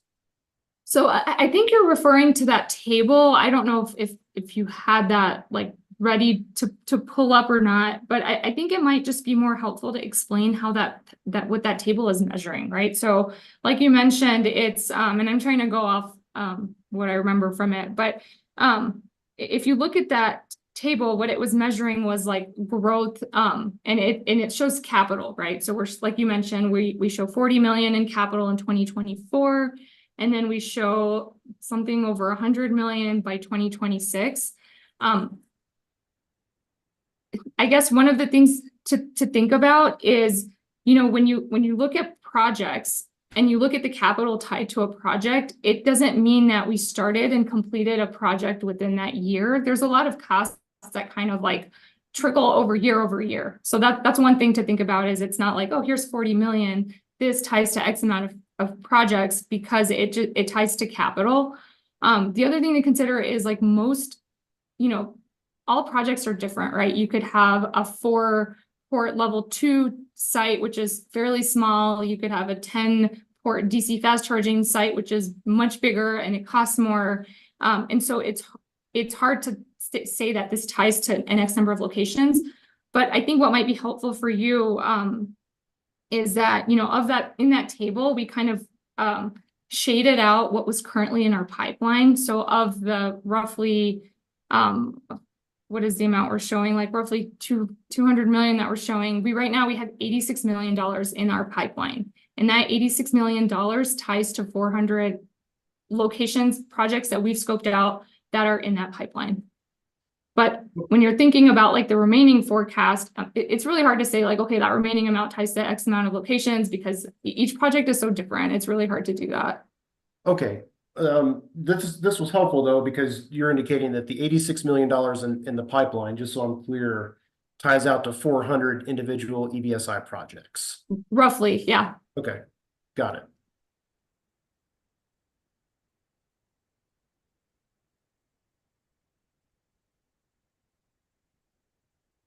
And do you know what the average number of ports, how that translates into EVSI projects? It's not a 1-to-1 ratio, right?